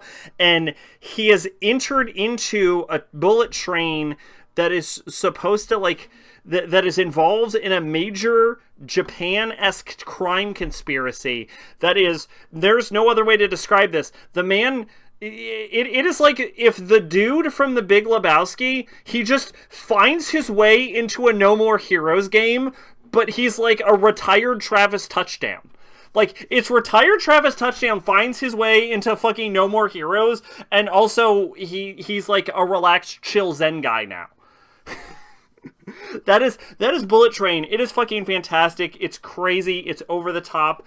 There's some fucking neon lights. Someone gets hit by a fucking train at one point. There's a sword fight. The train gets ripped apart. There's a Mexican like cartel assassin man who shows up and dies in like 5 minutes. They talk about Thomas the Tank Engine. There's a fucking like schoolgirl who's, I want to say, like British or some shit, and she's super smart and she like sets a bomb on someone. There's a fucking assassin with like some poison. It's fucking nuts. It's fucking crazy. There's like a Russian guy. He has like a sword. It's fucking like everything you've heard about Bullet Train is fucking true. Like, watch Bullet Train. Is it the best action movie ever? No, it is not RRR, but it is very good. Night City is straight up taken from Neuromancer. Is it? When it probably was 1984. Yeah, it was almost certainly taken from Neuromancer. Weird thing about Cyberpunk, the role-playing game. Cyberpunk 2013, the role-playing game, is actually weirdly influential on the cyberpunk genre, because it was actually around during the founding years of what modern cyberpunk actually is. Because I believe it came out in 88. The Romancer was 84, so there's definitely some inspiration. You're 100% correct on that. But it came out in like 88, and like it helped heavily influence what modern cyberpunk has become. That like Cyberpunk 2013, the original tabletop role-playing game, Neuromancer, obviously, I hear Akira cited a lot, and then Blade Runner, and then there's one other one. There's one other one, and it's a book you've read because it was a book you told me not to read. That was also super influential.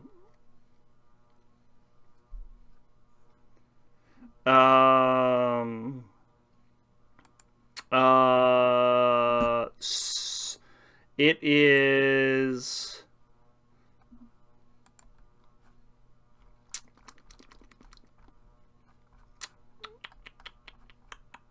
Snow Crash. Snow Crash, I believe, was also pretty influential on the cyberpunk genre. It was Snow Crash I was thinking of. Neuromancer's city is a borderland between Shiba and Tokyo. Oh, okay. It's in a completely different location in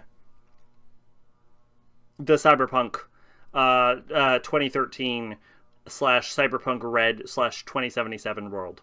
But yeah, prior to the tabletop game, the genre was called New Wave of Science Fiction. Interesting. Oh, so it helped name the genre. That's fun. But yeah, like Akira, Blade Runner, the tabletop Cyberpunk 2013, which was the original version, Neuromancer, and like Snow Crash helped like codify modern cyberpunk-esque.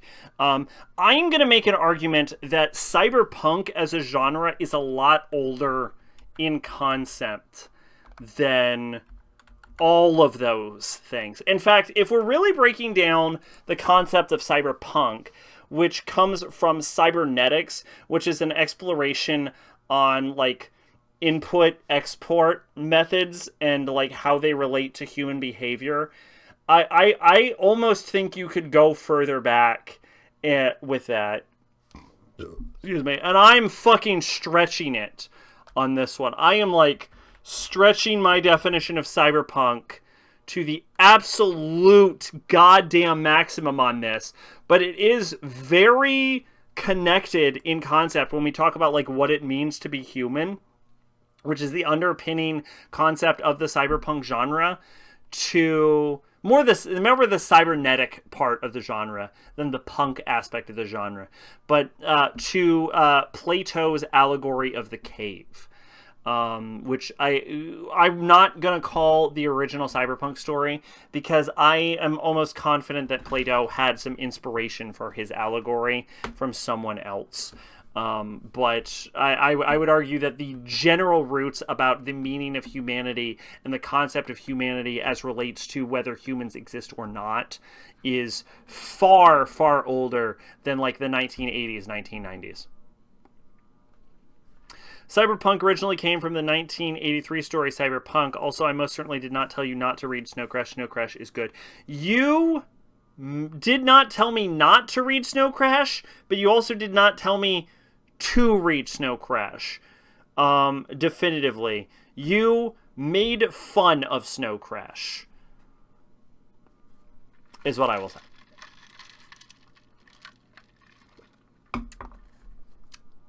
It's on my Amazon wish list. I just haven't bought it. I don't read books because I've said this before. I read stupid fast.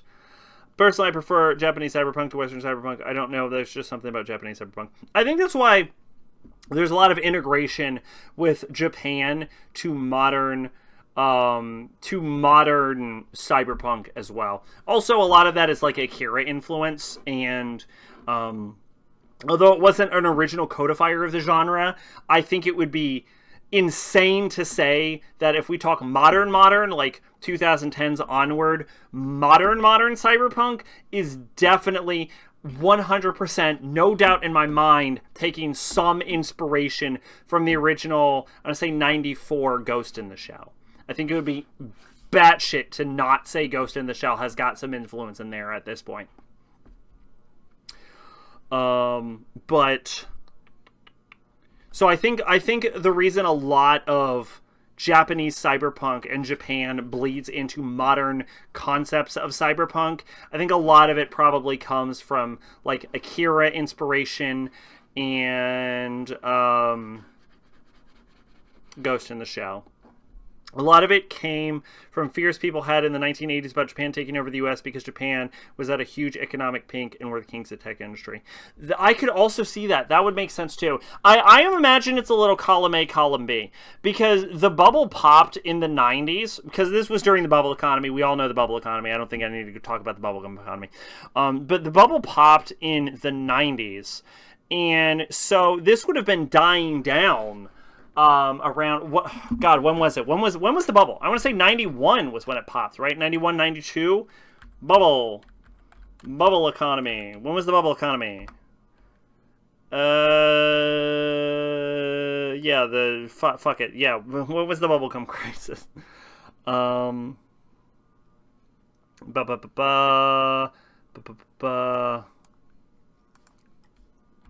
Japanese real estate economic bubble. Economic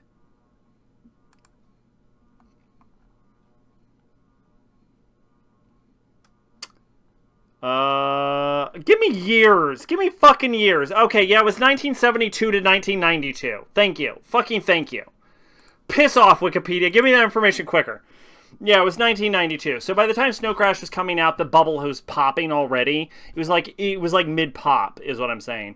So I think like definitely the foundational elements. Like I think the reason like 2013 has such an influence, especially with like the Arasaka Corporation and probably other cyberpunk stories of the side.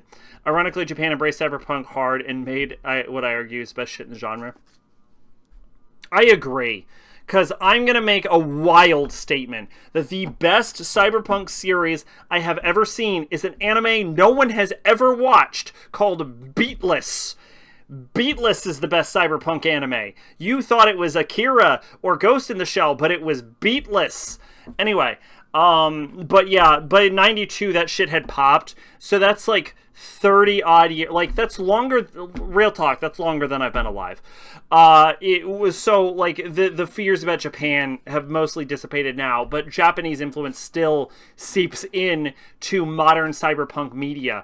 Like when we talk about the return to Kamigawa, was it for the Magic set? City in Neon, because the original Kamigawa was terribly received. It was very traditional Japan. It was very like Hien, very Sengoku Basara-esque. But like Neon Dynasty came in and it was very Japan inspired cyberpunk.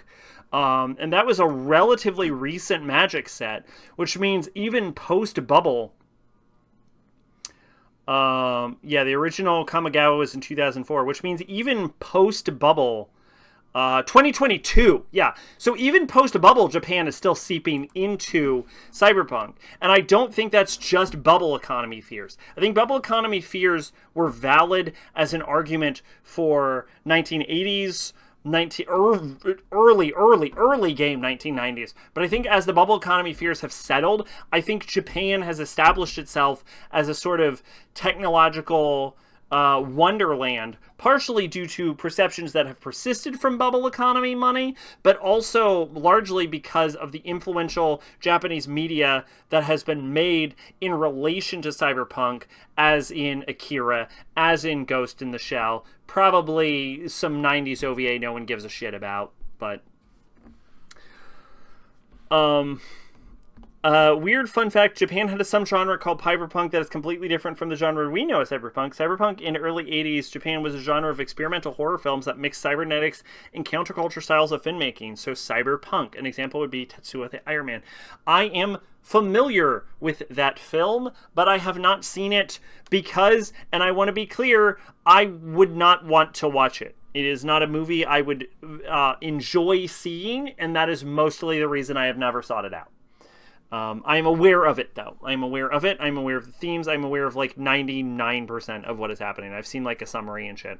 But I am also aware I would not physically like to watch the movie. I am not It's not my vibe, but to the surprise of no one, I have seen Tetsuo there, and it genuinely, you are correct. I am not surprised. The alcohol's hitting, baby. That Midori Sour is going. They made a sequel. Oh no, I knew that. I had heard they made a sequel, but I forgot until you mentioned it. I don't know. I know what happens in Tetsuo the Iron Man. I do not know what happens in the sequel. Although the Body Hammer is a fucking name, let me tell you. What a name for a fucking movie. What was I talking about? Bullet Train is good. And I think Cyberpunk is intrinsically linked to Japan. Not just because of foundational codifier moments that were originally created in Japan. And also imported fears that no longer have cultural relevance. Especially in 2024 when Japan's economy is fucking tanking. But also because I think Japan has made several influential works, and I think it has helped ingratiate itself in the genre itself as a sort of cyberpunkian. I think Japan lends itself very well to cyberpunk as a genre, because Japan as a country has gone out of its way to invest itself in technological developments and integrate technology into situations in which other countries just do not bother. Like the toilets, the vending machines. Japan is a culture enriched in technological enhancement, and also a culture that, as cyberpunk has developed away from the inherent study of cybernetics, which is the development of humans and thought processes and logic loops, and has evolved more into the concept of being punk, being anti-capitalist, being anti-corporation. Japan helps codify and exemplify the issues with certain capitalistic processes and overwork and being just a number in the system, etc., because Japan has such an ingratiated work culture imported onto it from traumas relating to World War II that I think Japan helps encapsulate both the issues with pushing technological advancement and integrating it into situations in which it may not necessarily be strictly required, as well as also acting as an exemplar of corporate greed and corporate identity overtaking the necessary safeties and desires of the individual. Please tell me I was not so drunk that did not make sense. My brain says, oh, you fucking killed it. You definitely explained your point. But then my brain also said, dog, you were so fucking drunk that might have been nonsense. There might have been nothing there. Please tell me that was something. Please tell me I explained something there. Tetsuo 2 is fucking crazy. Metal fetishism. Cults. Skinheads. A woman gives a gun a blowjob. Okay. I mean, that's how you do it. That's how you fucking do it. Sometimes you gotta do it. Anyway, we're moving on from Bullet Train. I don't think we need to be talking about cyberpunk. Fucking Bullet Train's not even cyberpunk. It just takes place on a train. It made sense. Oh, fucking thank God. Thank God, my brain is gone. You need to understand, there is a lot of... I get fucking drunk. I get so fucking drunk when I make dialogue tree that my brain turns off. So I'm glad there were words that made sense there. I watched Great Gatsby.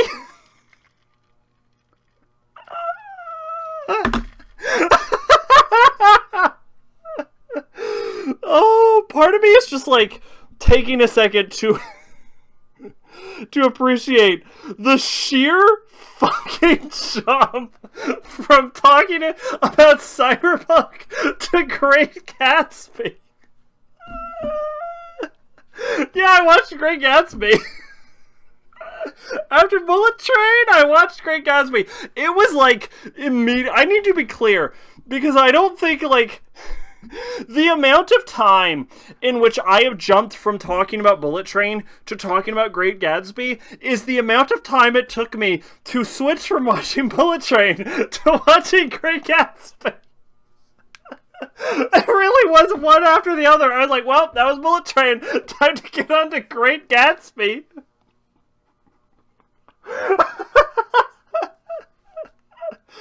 Holy shit. Okay, so there have been so many Great Gatsby adaptations. They literally make a Great Gatsby adaptation every 5 fucking years. This is the one with DiCaprio. I got the picture of the one I actually legitimately watched, but I'm going to tell you what year this came out in just for convenience sake. I want to say 2013 Great Gatsby. Yes, this is the 2013 Great Gatsby, starring DiCaprio and Tobey Maguire and some other people who are not DiCaprio and Tobey Maguire. I'm going to be real with you. I have never read The Great Gatsby. Is this a good adaptation of The Great Gatsby? I have no fucking clue. But I will say this. I liked this movie. Genuinely enjoyed this movie. Excuse me. Now, I have heard that Gatsby is an incredibly toxic individual. Excuse me. And I will say, at least in the 2013 film, that does not play. I do not think he's super toxic. There is a moment where he gets, like, super aggressive with the suitor for his lady love. But I don't think it's necessarily out of place.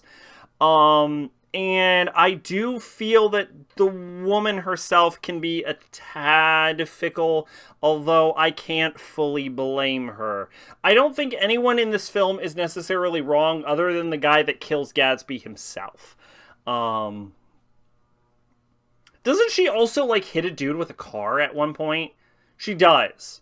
Never mind, she's awful. Fuck her. But yeah, is it weird that he, like, goes obsessive about his, like sort of, like, stalking her to try and win her from her husband? A little, but he's also, like, right, because she does hold feelings for him and she is willing to leave her husband for him. It's not until Gatsby gets sort of, like, semi-aggressive about this guy's own aggression towards their relationship that she starts to, like, stave off. So I don't think she's wrong. I understand her being off-put by Gatsby's aggression in that scene. I understand Gatsby's aggression in that scene, and I certainly understand the husband's aggression in that scene, because as far as he's aware, his wife is getting stolen by some fucking jackass. So I don't think anyone is in the wrong until she hits that lady with the car. And the guy who shoots Gatsby. I think there are two people in the wrong, and it's the lady, but only when she hits the other lady with the car, and not when she is off-put by both her husband and Gatsby. And I certainly do not think that and I think the guy who shoots Gatsby is in the wrong for shooting Gatsby, because why the fuck are you shooting Gatsby? But otherwise, this is very much a gray morality sort of tale, where everyone is sort of right enough, and I like that sort of realistic take of the film. All I know about Great Gatsby is Sigourney Weaver got her name from it, and so I was like, Sigourney isn't her name, and no, her name is Susan, and she changed it to Sigourney because she loved Great Gatsby and said Susie isn't a fitting name for a 6-foot-tall woman. I didn't remember a character named Sigourney, but I will take her name for it. She probably knows the story better than I do.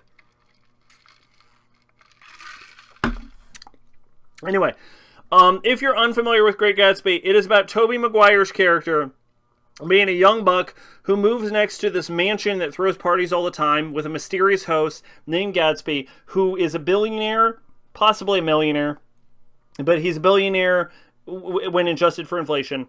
A minor character, apparently. Gotcha.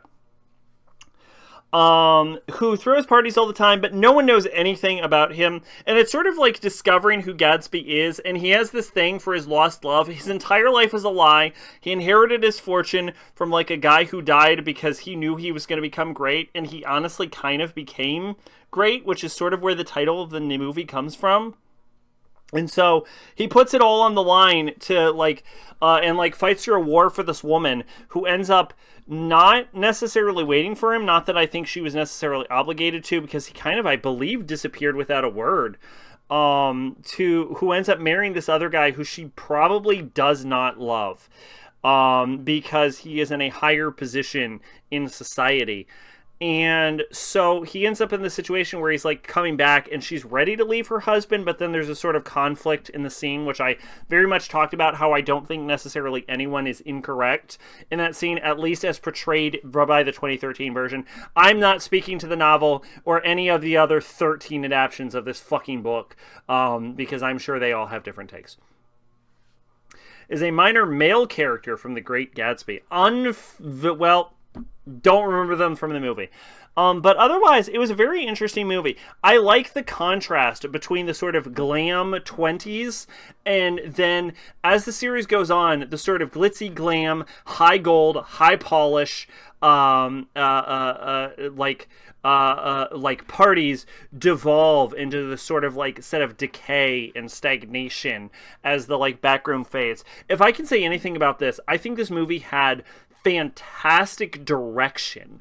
I remember watching this movie and being really impressed with the director of the film, which is not something I say very often. Very rarely do I mention a director, because normally I feel like if you're noticing a director, they're probably doing their job poorly. But I think this is one of those rare circumstances where I'm like, this was a pretty good one. Don't know, doubt I'll ever read or watch it. I noticed I occasionally like some classics. I might be more into Gatsby. But I love the visualization aspect of this. I think the director did a fantastic job. The weird thing about this is that the soundtrack was done by Jay-Z. Like, just so clearly done by Jay-Z. Like, just straight up Jay-Z. And, like, I like Jay-Z, but I'm not sure he fit. I understand the idea about Jay-Z, especially more modern Jay-Z, doing sort of like luxury glam rap stylings, and I understand the connection. I get it. I do get it. It's just like, I feel like you could have done the same sort of glitzy, glam, high society sort of music while keeping to a sort of 1920s theme. It almost feels like the movie was designed to wrap around a Jay-Z soundtrack, and I'm not necessarily sure that was beneficial to the film itself. It's not bad, but it's distracting because it contrasts with the 20s. Like thematically, Jay-Z was on point, but when I hear rap, I don't think, yeah, this is 1920s, because it fucking isn't 1920s. You know what I'm saying? Jay-Z composing The Great Gatsby is up there with Prince composing Batman, except Prince's music in Batman is great. No, Jay-Z's music in great... Jay-Z did a great job on the soundtrack. Like, the soundtrack sounds good. It's just not fitting, right? It would be like I don't know, if there was a movie about... God, I'm trying to think of something so completely inappropriate. It would be I'm trying to think of it like a solid musician. It would be like if David Bowie was doing a fucking movie about Beethoven. It'd be like, I mean, it's good, but like, what the fuck? Like, that's Jay-Z on Great Gatsby. It's like, were the songs good? Sure, but they don't feel thematically appropriate. It feels like a miscast. It's like, I can't complain. He's on theme, but like, I'm getting cognitive dissonance from this shit. Like, what the fuck are you doing? I don't need a rap track over some 1920s flapper shit. And I feel like you could totally modern... David Bowie was a very versatile musician. Sure, but his style is not indicative to fucking 1800s fucking orchestral music, though. Right? Like, you could do, like, I would get like a Hans Zimmer on that shit or something. Like, I would not get a late David Bowie on that shit. Like David Bowie's a good musician. That's the point I'm making. Jay-Z is a good musician. A lot of people consider him the greatest rapper ever. But like, when you talk about 1920s, like, glam era, rockiest flapper parties, You physically cannot wrap your head around the like when Jay-Z's like, yeah, luxury, woo, fucking parties and shit like that, getting drunk. You're like, yes, this is on theme with Jay-Z, but like you are thematically inappropriate for the time period. Like it is exactly like that. It is very much like David Bowie composing Beethoven. Like, is he a good musician? Yes. Do I believe the songs are would be good from such a situation? Yes. Do I think David Bowie has any business composing a goddamn fucking Beethoven soundtrack? Fuck no. What the fuck are you doing? It's very much like that. It's like it's inappropriate for the time period, especially because rap as a sort of genre is so intrinsically like mentally linked to the time period because it's a very young genre and people are aware it is a young genre. It'd be like Bauhaus composing a soundtrack for a movie about rich socialites. I will take your word for it. I actually don't know who that is. It's like, it's on topic, it's on theme, the words and the lyrics are fine. There's no complaints there. It is just like, the problem is, it is a young genre, and people are aware of that, and when people think about that, it doesn't fit the time period, and therefore there's a sort of like cognitive dissonance. So it doesn't matter that the soundtrack matches the action if the impression of the sound doesn't match the impression of the scene. And it's very much like whenever Jay-Z comes on, I'm like, okay, I get it, but like, no. But like, no. Not right now, Jay-Z. I like you, but this ain't the film for you, bud. And I do think there is a way to sort of modernize flapper music. Like, I don't think electro swing would have been the way to go. Oh, yeah. Bauhaus's music that created goth music. Okay. So the question is, do they have songs fitting? Because it's a very unique situation. Because Jay-Z's soundtrack completely fits the situation. So do they have songs about rich socialites where they're singing from the perspective of rich socialites, though? Because if so, it's a 1-to-1. But like the problem is like Jay-Z is singing from the correct perspective about the correct topic with the correct theme. But the issue is it's not the right genre for the film.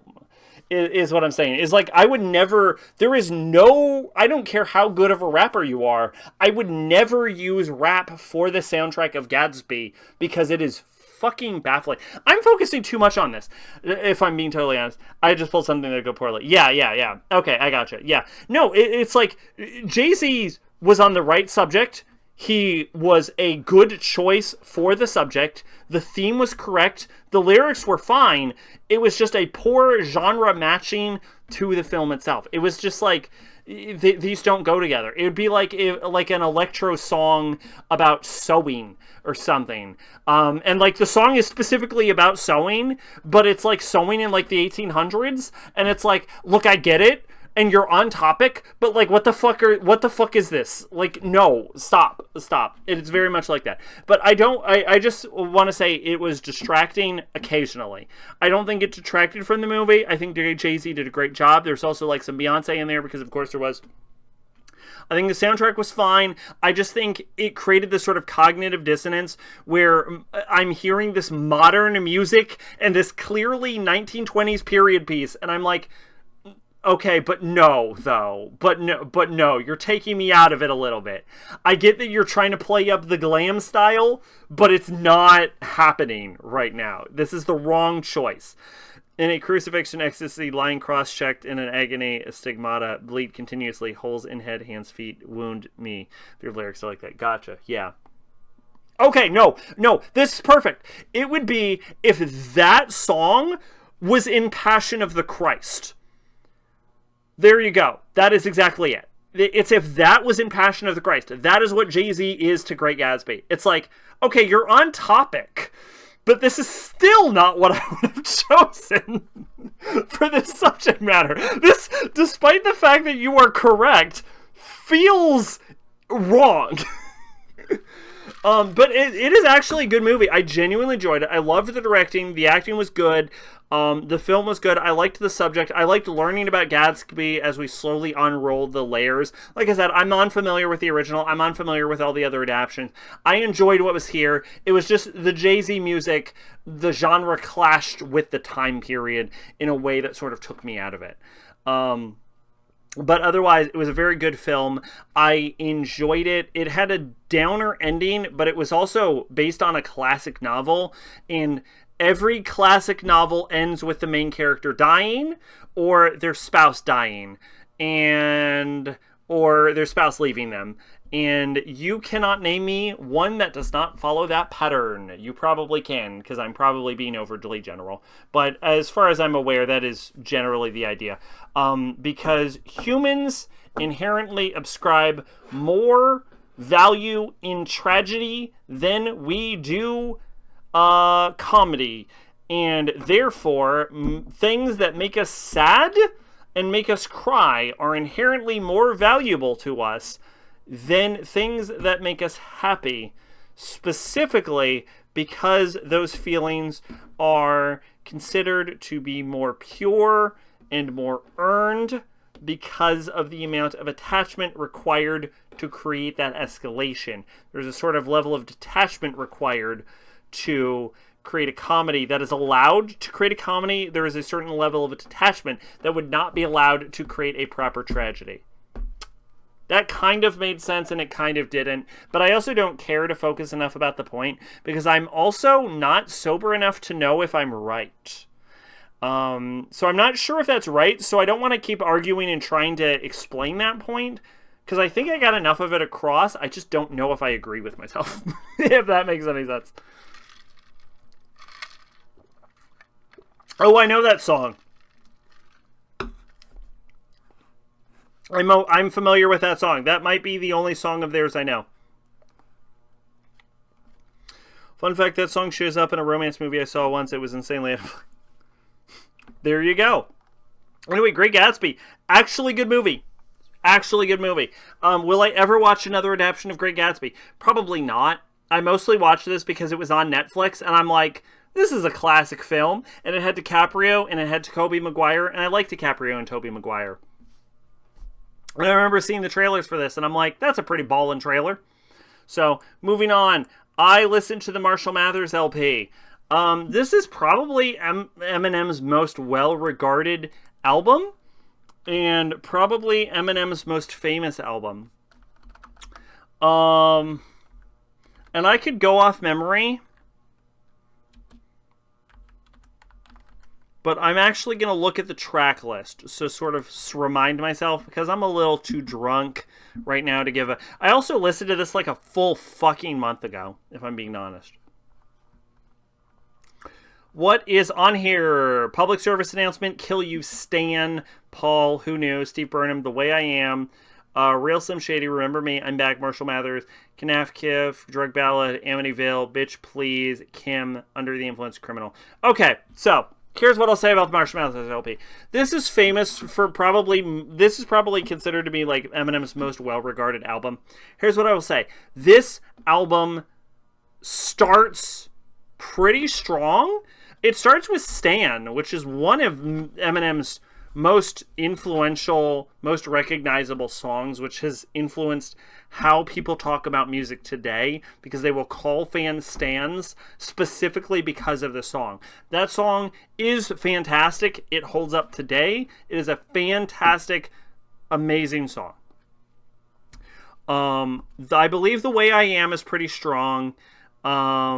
And so what I will say about, and then Kim is that really like, is that song that Eminem sort of isn't that the song that Eminem gets flacked for because he actually, like, it's about murdering his wife and it uses his daughter's actual voice in the track? It is, yeah. So, okay, so that's the Marshall Mathers LP. I will say this. I actually think that the Marshall Mathers LP does not age that well. I think the album starts pretty strong. I think Stam is still fantastic to this day. Possibly the best. He rightfully gets shit for that song. I would agree. I would agree. Yeah, that song is a little fucked up. Just in context of using your daughter in the sort of like vein of like murdering your ex and her mother. It's a little fucky. But anyway, I actually will say this. I'd argue if it wasn't even a song, it's more of just a rant. Yeah, it's very skit-esque at times. I would agree with that also. Here's what I will say. This is considered his like most well-regarded album and like considered his best album. I think it's aged poorly. And I don't think it's aged poorly in the way you think it is. I don't think it's aged poorly in the way that like I think it's super fucked up, and I think the subject matter is too gritty, and I think the subject matter is too violent. I think it's the exact opposite. I think as a society we've progressed past the part where this amount of edgy is worth even fucking discussing. I think Kim is a bit of fucked up in context just because of the layers he puts on that, but Marshall Mathers LP delves very much into the horrorcore genre. The whole album does, and I think the second half of the album, delving into horrorcore, I think it's very low-tier horrorcore. I think it's very weak, actually, in that regard. I think it's aged poorly in the fact that what would have been edgy and controversial when the album came out in... When did this album come out? Fucking very early 2000s, 90s maybe? When did this album come out? This album came out in literally the year 2000. I think what would have been edgy, what would have been controversial in 2000s is not as edgy or controversial now. And this album very much relies on hitting you in the controversy, hitting you in the sort of like, oh my god, did he just say that? And like, I think we have progressed as a point in society where we've hit like fucking drill music, where rappers are literally talking about, in rap, people they have actually genuinely killed. They are fucking in their raps confessing to crimes that they have in real life committed. And like when you hear Kim like Eminem being like, I'm gonna kill my fucking ex, I hate her so much, she's stupid, and I don't like gay people, I think it comes sort of retroactively as sort of, because you know he's not serious, and he even addresses it in the album that he's not actually serious.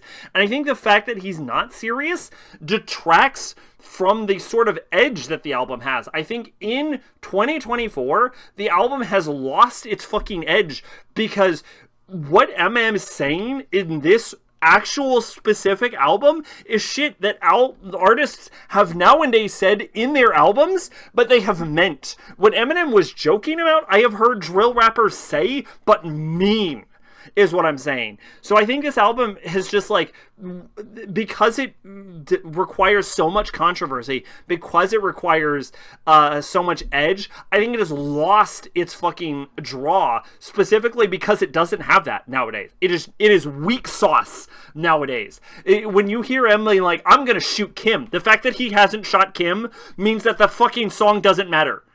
You know what I'm saying? He's just fucking going off. He's just venting his rage. And when we're talking about songs about artists venting their rage, I have heard artists vent their rage in a better, more constructive way. Like, I'm not going to deny M as a lyricist and as a rapper and as a rhymer and his ability to hit the beat. Like, technically he is very skilled. But if we're talking about, like, actual skill, or like if we're talking about, like, rhythm and, like, the sound of the music, like, how it sounds, like, the pleasant sensations you get sonically when you ingest the music and the subject matter and what that subject matter means, so many rappers nowadays have done similar but better, and they've sort of evolved past that. In the 2000s, when we're comparing to shit like I hate to say this, when we're comparing to fucking like a Tupac, yes, Eminem fucking demolishes you. But like when we're talking 2024, when rap is 20 years older as a genre, I think Marshall Mathers LP is actually fallen off. I do not think it has aged well. And I think this is a great example of an album that has not aged well, specifically because of the subject matter and how the genre has evolved past what this album has done. I think what this does set the building blocks for what people have done later, but what people have done later have by necessity built off of this, and because of this have built greater than this. Like, it's definitely like I've seen further because I've stood on the shoulder of giants, and this was the giant they were standing on, but they still fucking saw further. So I would rather listen to the person that saw further than this, because this doesn't see as far. This is genuinely not as developed as something I could listen to in 2024 about the same subject matter that use this as a foundational building block. So I will appreciate it from a historical standpoint, but from a listening standpoint, this isn't that good in a 2024 setting. Let's see. I'd argue it isn't any more song, more of a rant. There's a chorus, but it's as much of a song as Family Man by Black Flag, which is just Henry Rollins reading scrappy poetry. There are two types of horrorcore, like the weird kind of fun horrorcore like ICP, and then stuff made by people that actually killed people, like that one rapper who ate his roommate. Yeah, so this is more of an ICP-esque album. Excuse me, in that regard. Like, Kim's still alive, as far as I know. Like, he clearly didn't kill Kim and put her in his trunk. And I think in a lot of ways that, if anything, this is going to sound insane, I think it would be a better album if he had killed Kim. I'm not saying he should have. I'm not saying I want him to have, but I am saying the Marshall Mathers LP would have more layers to it had Kim been murdered by Eminem. We also wouldn't have gotten more Eminem. Again, I'm not arguing that this is how it should have had, but I am saying that that is a sort of flaw in the subject matter of the album. I think the album is weaker by the fact that it is sort of going through this narrative layer of Eminem just sort of venting his feelings, and the fact that other rap artists specifically have vented their feelings in better, more musically inclined ways than M does on this album. Like I said, I think it's a good foundational block, but I think people have built on what he did here better than he does when he performs it here. I don't think I'd enjoy listening to a song about a musician actually killed. That is fair. There's a lot of like I said, there's a lot of drill music about like there's specifically a drill musician who called himself a serial killer who kind of was not by definition a serial killer because he was in a gang, but were he not in a gang, he was totally a serial killer. And he totally, like, there was a drill rapper who legitimately rapped about all of the people he killed. He was like, I killed this person, I killed this person, I shot this person, I buried them here, I fucking murdered that person, fuck them, I hate them, and I killed them. And he was, every time, he, like, actually did it. He, like, for sure did it, though. Like, we know he did it. So, yeah, like, but it also adds a more of a layer of authenticity, which, like, the Marshall Mathers LP doesn't, because Eminem fucking, we know Eminem's talking about doing this, but he's not walking that walk. He actually admits it on this album, that he's just fucking with you. What is it? It's called, it's on this album, isn't it? It's Criminal? Isn't Criminal on this album? Yeah, Criminal, track 18. Yeah, on track 18, Eminem admits that he's just fucking with you. He doesn't mean any of the shit he says. He literally says it on the album. I don't mean any of this fucking shit. And I think that sort of detracts from the narrative of the album itself. Again, I don't want people to have died in the context of the album, but I also think the fact that they haven't makes the fact that the entire album is about killing people a weaker album, if that makes any sense. Like I would, and if you're asking, like, how do I reconcile the fact that I think people didn't die in the making of this album about being about an album about killing people, how would I reconcile that fact? How would I improve the album? I would argue that the better way to make the album would be to make it an album that isn't about killing people. Just make it about a different subject is how I would reconcile that. Or make it about an album where you air out your dirty laundry with Kim musically. Instead of talking about how much you want to kill Kim, have an honest, heart-to-heart talk about why you want to kill Kim, what Kim has done, and specifically the issues with Kim. And someone who I think does this a lot better is sort of like you get sort of like vibes and like mood vibes with this, and not that like he gets into the details, but like Kanye does something similar where he describes his like issues sort of from like a musical perspective, especially on the Ye album where he specifically like compliments Kim on sticking with him. She doesn't later on, obviously, but compliments Kim on sticking with him through his bullshit, through his like sort of mental issues, through his like MAGA support on his Ye album. And I think doing something similar where Eminem talks not about wanting to kill Kim and putting her in the trunk and then having his daughter go ah and like choking her. I think if anything, that would be a punctuation for the album being the last track about the album to exemplify his standpoints, and then the earlier tracks being about his issues with Kim, why he specifically has, because as far as we're concerned from the albums, Eminem just kind of doesn't like Kim, and I'm not quite sure why. I would like to know why. I would like him to open that door if he's going to talk about it for an entire fucking album. I would like to know why, but he doesn't tell us why. He doesn't let us in. He just, as all I know about Kim is that Kim sucks and we should hate Kim collectively. But like, I would like to know what specifically about Kim I'm supposed to hate, because Kim is kind of faceless in the concept of the Marshall Mathers LP. And that's why I say that I think this is a good foundational element for later rappers to build on. But like, I think specifically this is weak. I think Marshall Mathers LP is a writing prompt that other artists later on have actually used to make better albums. Call me a baby, but I wouldn't. Awfully hot coffee, but yeah, that does sound insane, Zach. You should probably not continue at the end of the line. But I don't know what I was saying when you wrote that. I'm sorry. To Snoop Dogg's credit, I believe he actually was a gang member early in his career, which was more than a lot of other gangster rappers. Tupac was a theater kid. That's not an insult. It's just I believe Snoop Dogg was also a gangster rapper. I will also say Snoop Dogg is... God, I'm going to get flack for saying this. Snoop Dogg is a better rapper than Tupac anyway. Sorry. Snoop Dogg is actually good. I'm sorry. Snoop Dogg is actually good. But yes, if what I said was like the thought process of the album would have been improved by killing Kim, I want to make my central thesis that I don't think the album should have been about killing Kim in the first place. I don't think Kim should have died. I don't think the album should have been about... I think the album's premise, which is about hating on Kim and we should kill Kim, I think that in central premise of this album is flawed. I think the central premise should have been, these are my issues with Kim. This is why everyone should hate Kim. I think it should be an explanation of why I should hate Kim, and I should come away from the album also hating Kim. I don't think I should be like... coming away from the album with the impression that, man, Em really hates Kim. I should come away from this album thinking, man, fuck Kim. Kim's a bitch. I hate Kim. That's what I should think. I think that's what a good album would do.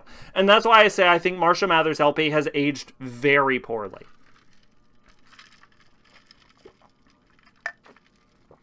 People hold, in the West Coast, to hold Tupac at the best. I am aware... I am going to say this. I'm drunk enough to say this. I think Tupac's legacy... I know Tupac was famous when he was alive, but I think a lot of his legacy comes from the fact that he died. I think it's a sort of like... artists become more famous and more legendary upon death. When Eminem dies, fucking watch what happens. Right? Because, okay, are you too young to remember this? You might be too young to remember this. Yeah, you'd have been a fucking baby when this happened or something. I mean, you would have been a literal baby, but you'd have been very young. Okay, so Michael Jackson has a legendary, like, fucking status nowadays. And you know the controversies, I'm sure. I'm not saying you don't know the controversies.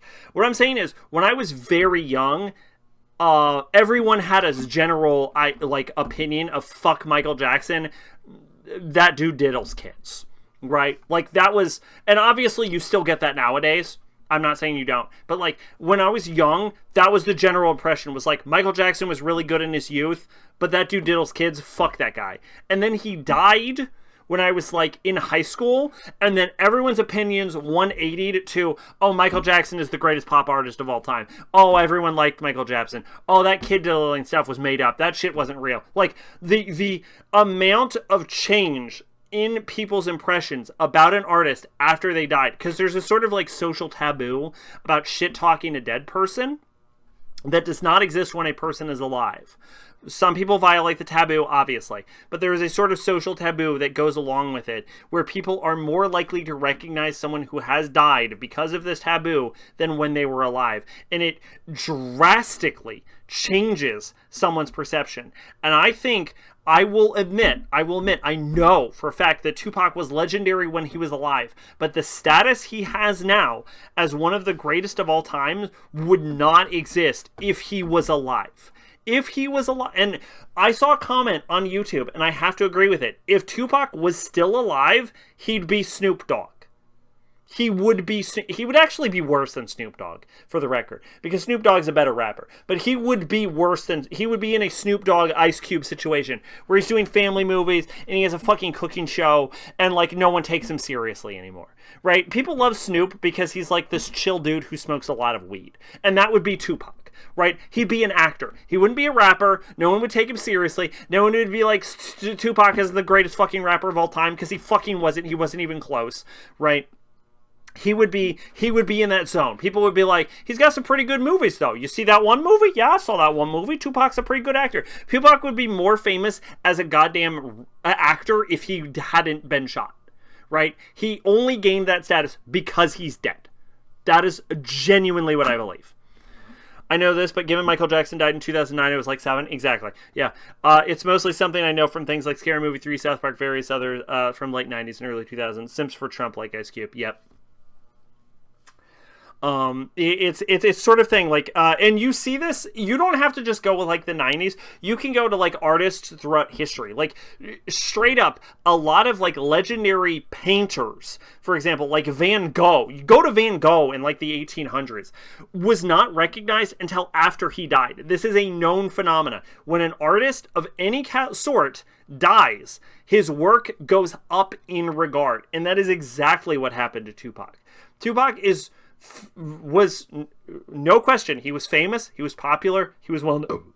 He was well known when he was alive. I am not denying that. I'm not denying the influence he has had to this day. But what I am saying is the level of quality perceived for Tupac's work, as someone who has gone back and listened to Tupac's work, is inflated due to the fact that the man has died. Did he have some genuinely great songs like Dear Mama and Brenda's Got a Baby? Yes, I am not denying that. But Tupac was largely a singles artist, and his like work over the course of albums is a lot weaker. And as someone who is trying to get into music but isn't fully all the way there, I would say that I sort of value album experiences more than I do singles experiences. Anyone can make or luck into or craft a good single, and Tupac was pretty good at that. California Love, without the extra add-ons from the bullshit that he did in his actual album, is a good song also, right? Anyone can make a good single, but to make a good album experience of relaying your themes and your concepts and your story over the course of 10, 12, 24 songs, that is talent, right? That is the difference between someone like Tupac or Eminem, who are really good at writing a short story, and someone who is good at writing a novel, like a Kanye or a Kendrick. Kurt Cobain once said he didn't like how commercial grunge was becoming, so he wanted to make Nirvana's fourth album a new wave album because new wave was no longer the thing by 1994, which is funny thought, because that means in some parallel universe Nirvana was great except for that new wave album. Anyway, that's Marshall Mathers LP. Like I said, I think the horrorcore elements, because the album's second half delves very heavy into horrorcore, I think it just aged poorly. I think it's been aged out of. I think it's very weak. I don't think it plays very well in a 2024 audience, especially when like modern artists, like drill artists, will rap about the exact same shit about putting their fiance in a fucking trunk, except they actually put their fucking fiance in a trunk, which I'm not encouraging. I don't think that's a good thing, but I think that level of realism adds a sort of layer an edge to the music that Eminem just does not have. And I think he doesn't hit, and I think that is the definition of an album aging poorly, is when your album is doing something that a modern album is doing exactly, but the modern album hits at a heavier, like, fucking weight. Didn't get that super across, but Kurt Cobain is a good example of this. No, I'm unfamiliar with Nirvana's work. I'm familiar with their status, but I'm unfamiliar with their work. But I assume their fourth album, because I'm pretty good at picking up context clues, I assume their fourth album is famous. I'm going to click this and find out it was Nevermind or some shit. Which is, like, easily the Nirvana's most famous album. Nirvana's fourth album was... Oh, that's not right.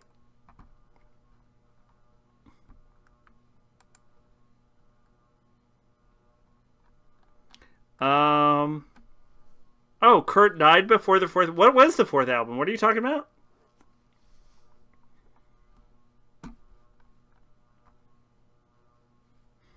What was the fourth album? I was actually expecting it to be Nevermind, because that's Nirvana's most famous album. But this says they didn't make a fourth album. Oh, they never made one. Oh, he wanted to make one?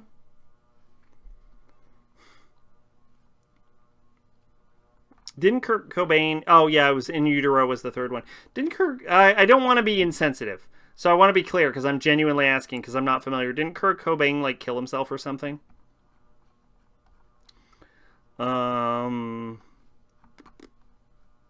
Studio albums, Bleach, Nevermind, and In Utero. Yeah. He did. Yeah. I'm unfamiliar. I've heard some of their music, but, like, as I've said, I mostly stick to, like, pop, rap, hip-hop, with, like, a fucking slash there. I mostly stick to, like, rap, hip-hop, pop, and electronic. Those are, like, my genres of choice. I'm unfamiliar with the rocks and the stuff like that. I've also enjoy jazz and blues and, like, swing and electro swing and classical. I've known to enjoy those, but I'm not versed in them. If you were to... I wouldn't even say I'm necessarily a specific expert necessarily in electronic, or even though I had for a long time the longest, like, the most popular electronic playlist on YouTube. And I wouldn't say I'm the most... Like, I would say rap history is probably my focus, and even then I'm not the strongest in it, so... not my jazz, you don't like it. Have I said this? Okay, I spent several years growing up in New Orleans, Nolans, if you will. And so, yeah, I have, which was like, it's Jazz City. It's fucking Jazz City, absolutely. Originated in the African-American communities of New Orleans, Louisiana. Yeah, so not only is it Jazz City, it's quite literally the foundation of jazz. I grew up for, God, how fucking many years was it? 7 years in the literal foundation of jazz, right? So I'm not, like, the most versed in jazz, but I grew up entrenched in jazz music. I am familiar enough with jazz that I can appreciate some jazz, right? When I walked to school in the mornings, I heard people playing jazz music. I also saw like fucking boobs, because that city is fucking filthy. But saw boobs every morning. It was fucking a thing. It might have impacted my psyche a little bit, but, like, I know jazz, I know blues, I know shit like that. Naked City is also a mixture of free jazz and death metal, so I'm mostly joking. Oh, okay. I've heard of Naked City, I think. But when I say, like, I listen to jazz, I've listened to jazz, also take, like, a layer in that in mind. That, like, that, like, when I say I have listened to jazz and I know like blues and shit like that, it's coming from the literal foundation of jazz, like OG jazz. So take that with a fucking grain of salt. I went to, when I was in elementary school, I actually went to a musical school. It was like the top musical school in the entire state of Louisiana. And they taught jazz music. Can I play jazz? No, I fucking can't. Don't ask me. Don't ask me anything about music. I am so bad at it. I was not part of the music program at all, but I did go to that school that taught jazz, that taught music, that created the roaming marching bands that will absorb your children and eat them. And so I had field trips, for example, dedicated, and I had specific music classes dedicated to jazz music. So I have a very, very, I would say, passing familiarity with jazz music. So I have a history with jazz. I have more history with jazz than you'd actually expect I do. Naked City's albums use a lot of Suhiru Maru's art. Some of Maru's most well-known paintings, like the guy ripping the girl's face off, were commissioned by Naked City. I think you heard a few seconds of Torture Garden and was like, nope, that sounds like it. I just don't like heavy metal mostly. There is an exception to any genre, probably. I'm not a big country fan, for example. If you were to tell me one genre of music I don't like, it would probably not be country. It's probably like a very, very niche genre. But if you were to tell me a broad genre I'm not a fan of, it's probably country. I just hate the twang. We all know I have an issue with guitar, right? Which is like country's thing. But you could probably find a country song I'd like, is what I'm saying. Excuse me. So whenever I'm saying I don't like this blank thing, like I don't like metal or shit like that, or I don't like rock, I'm not talking about all rock or all metal. You can definitely find some metal or some rock I'd fucking vibe to. I guarantee goddamn to you. I guarantee you. It's just I have more of a tendency towards certain genres. All right, so we're going to go ahead and move on to the Eminem Show. This is the band with the Japanese guy who barely spoke English, whose role in Naked City was to scream. You need that guy. Oh yeah, so you like some harsh noise wall music. Almost certainly no, but you could probably find some harsh noise wall music where I'm like, you know what? I'm vibing to this. Whatever this is, I'm vibing to this. And then I'll like spread my wings into the rest of the genre and then be like, wow, nope, hate all of this. Hate everything but this one song. It's just really loud static. You could probably find a single harsh noise wall music song that I'd be like, I'm vibing to this, I like this, and then I would hate all of the rest of it. Okay, Eminem Show. Eminem Show is sort of like the graduation for Eminem, right? Like the Kanye graduation album, where it has a lot of very famous Eminem singles. It's got, what do we got here? White America, Business, Cleaning Out My Closet, Without Me. I love Without Me, right? Sing for the Moment, Superman I'm a little weaker on, Till I Collapse. Fucking, yeah. There's a lot of, like, super strong... There's also My Dad's Gone Crazy, which I've never fucking heard before, which is referenced in Rap Devil by Machine Gun Kelly's diss rap, which Machine Gun Kelly challenged Eminem to a rap battle after his Kamikaze diss, where Machine Gun Kelly, he lost. I hate to say it, he lost. Like, if you change genres, you lose. I think Machine Gun Kelly's song was catchier, but I think Killshot was more skating. Anyway, Without Me is very much like a graduation of Eminem music, where I didn't enjoy the album. But I think the reason I didn't enjoy the album is because there's some like intermediate songs that are just kind of weaker, because again, Eminem is more of a singles artist. He's more of a lyricist. So he doesn't care about the narrative structure of his albums. And I think that is a very weak point to him. as someone who's trying to get more into music and has chosen rap as my designated venue, like entryway into music, I think Eminem's decision to focus on the lyricism works for individual songs, but I think the fact that he hasn't worked on the narrative structure of his entire albums is actually a very large detraction point for Eminem's music. And so I like for example, Kanye, because we all know I like Kanye as a musician, not necessarily as a person. Dear God, not as a person, especially after all the anti-Semitic bullshit he's been saying. But as a musician, I really appreciate Kanye. I think I compared him to Van Gogh at one point, in fact, which was fucking high praise, because I do think Van Gogh is a very good artist as well.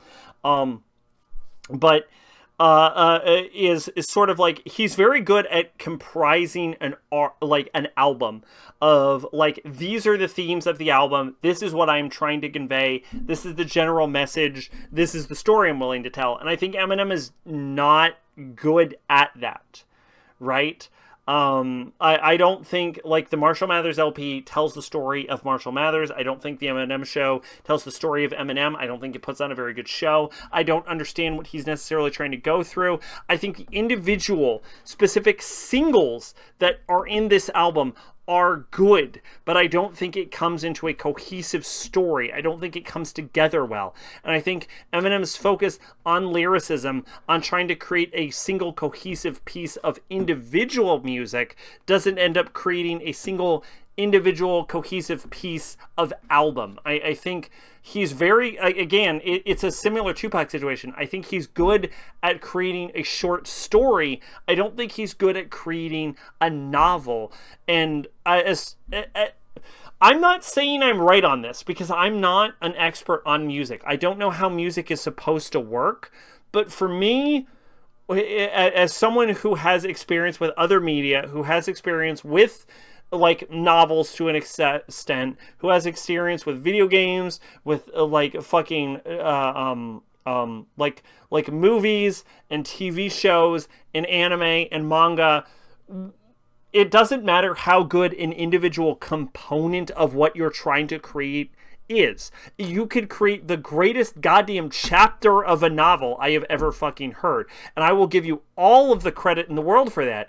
If the novel itself doesn't come up to that level, if it doesn't come up to that par, I cannot think of you as the greatest of all time. I think of you as like someone who peaks briefly and who do it for a short burst, but I think of you like a firework. I don't think of you as like an artiste. You're not like a Michelangelo or a fucking Da Vinci. You're like that one guy who did it that one time. And that's kind of like the issue I'm developing with like Eminem as we go into his fourth album, is I can't think of him as like a Michelangelo. I think of him as that guy that did that one good painting that one time. Too bad you don't like metal. King Diamond's albums are literally just narrative. Some were even adapted into comic books and shit. That's pretty cool, actually. Yeah, it's a sound thing, if I'm being honest. I think there's a sort of like layer of the fact that music is just sound that it has to filter through my ears, and if I just don't like the beat, like that's the number one thing, is I have to like the beat, and then I can move on to focusing on your narrative. I'm not saying, like, the reason I've chosen to focus on rap is because of my familiarity to the genre, because I have an inherent like to the genre, because I enjoy the music in rap music. It just, like, speaks to me sonically. I'm not saying it's the best genre. I'm not saying I could not get what I value from artists better from other genres. In fact, I can almost 100% guarantee I could get what I want from music from other genres, from those genres, better than I could rap, specifically because rap is such a young genre. I'm specifically delving into a more modern-esque sort of music, where if I was delving into a metal, or I was delving into a rock, especially a rock, for example, or a sort of classical, or a jazz, oh boy, jazz especially, jazz especially, I'm sure. If I was like more inclined, more leaned toward those, I would get more what I want from rap out of those. But it's just a sonic thing because you have to listen to music. You can't like ignore the listening aspect because it is the only way to intake the medium. And I think that's my issue, is why I get dissatisfied with a lot of rap, is because like I have to enjoy like there's a limited scope of the music because it's only engaging that one specific sense, right? And if I'm watching like a music video and there's like a bunch of bullshit happening on the screen, fuck off, I don't care. Is what I'm saying. So like, even if you have an accompanying video to your music, I don't want your accompanying video to your music. I just want your music to speak for itself, which is another layer of like why I lean towards rap, is because like sonically it's what I'm more inclined to enjoy. I'm sure what I want I could get better from other genres because of the youth of rap specifically. If rap was like 100 years old, obviously that wouldn't hold true, but it's the fact that it like sort of coming into its own during the 80s, 90s, 2000s, 2010s, it's like 4 decades for a fucking musical genre. It's a fucking baby. It's a goddamn baby genre that I'm fucking stuck into. And a lot of it has to do with like what I sonically prefer. And I think a lot of those sonic preferences are coming from the fact that that was the primary genre of influence when I was growing up. So I think, I like they say, what you'll listen to when you're a kid is going to determine your musical tastes for the rest of your life. It's probably true. So I'm probably stuck on this route. I mean, I'll dip my toes into some other shit, but I can't see myself trying to learn about the history of like fucking country music or like blues music or fucking rock music like I try to learn about the history of rap music. I think I'm stuck in here and I'm locked in, and I'm satisfied with that, because as someone who's not a big fan of music, I also kind of don't care that my musical my selection, my musical tastes are limited, right? Like in the same way that I would care if someone is like, you only watch this kind of anime. Like I would fucking hate that. I'd be like, fuck off. I'm very eclectic, but like I don't give a shit for music because I don't value music in the same way, and that's sort of like a thing with me. Right? Because a lot of people care about music. I know people whose entire personalities are music, right? But like for me, music has always been a secondary, I would argue tertiary, possibly even quaternary, like facet of my personality. I'm the kind of person who drives a car with the radio off. I just don't give a fucking shit. Right? Like I like music, I can appreciate it, but it's not a factoid of myself. And so I can't see myself diversifying my profile into other genres because I don't have an interest. I don't think there's anything wrong with it. I fully appreciate people who will do that. And I respect you and your opinions, and I will fully acknowledge you know more about these subjects than me. It's just I don't care because it doesn't appeal to me, if that makes any sense. I'm so drunk I can't turn off. This is what you're dealing with because of the amount of alcohol in my system. This is happening to you, is my inability to stop talking. You'd probably not be that into his voice either. He sings in a falsetto. Which I imagine is high-pitched. I probably don't care as much about that as you would actually expect I do. Anyway, Eminem show. Very strong singles. I think the album doesn't come together very well cohesively. And what's more is I grew up on Eminem. Yeah, well, I'll get your weeby butt to listen to Gynecology or something. I grew up on Eminem, which means I have heard these songs from Eminem. I like them, but I've heard these songs to death. So I think that's why I didn't enjoy the album. I think it's a very similar situation to Graduation. I think if I was hearing Graduation by Kanye West for the first time, if I was hearing the Eminem show, I believe you came to Diamond song, I will have to listen to it when I'm sober. I don't know if you can tell, I'm fucked up right now, mate. But like, I think it's a very similar situation to Kanye West's Graduation as like the Eminem Show by Eminem, which is like, if I was listening to these for the first time, I'd be like, fuck, this is amazing, right? But like the fact that I've grown up listening to these songs, that I've heard them so many times, I've heard them hundreds of times, I think that's why I didn't really get much enjoyment from this album. So did I enjoy the Eminem Show? No. Do I like the singles, individual singles from this album? Absolutely. Will I listen to them continuously forever throughout the rest of my life? 100% I will. There's no fucking way I won't. But I just feel like it doesn't form a cohesive enough picture for me to appreciate as a functional album, right? Like, to me, the Eminem Show is more like a greatest hits of Eminem album than it is to me as an actual Eminem album, and so I have trouble giving it an actual rating. Like, if I were to say, like, by song content, what is my favorite Eminem album? So far, it's Eminem Show, but, like, it just doesn't feel like an album to me, because I've heard these songs so many fucking times. I can't, because you're incredibly lucid. I will take the compliment. If you were in my head right now, I'm gone.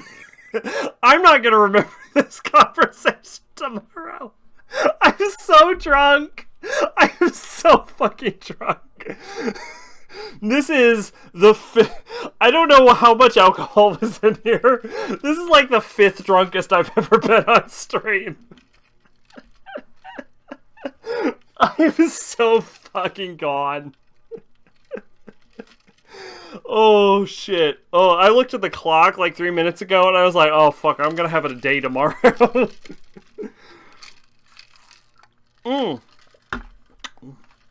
Okay, what the fuck? Oh, yeah, that was the Eminem Show. Now you understand what high-level drunk Sack gets to. This is the level right before my brain turns off, which is I just talk endlessly about concepts I would normally not just give a shit about.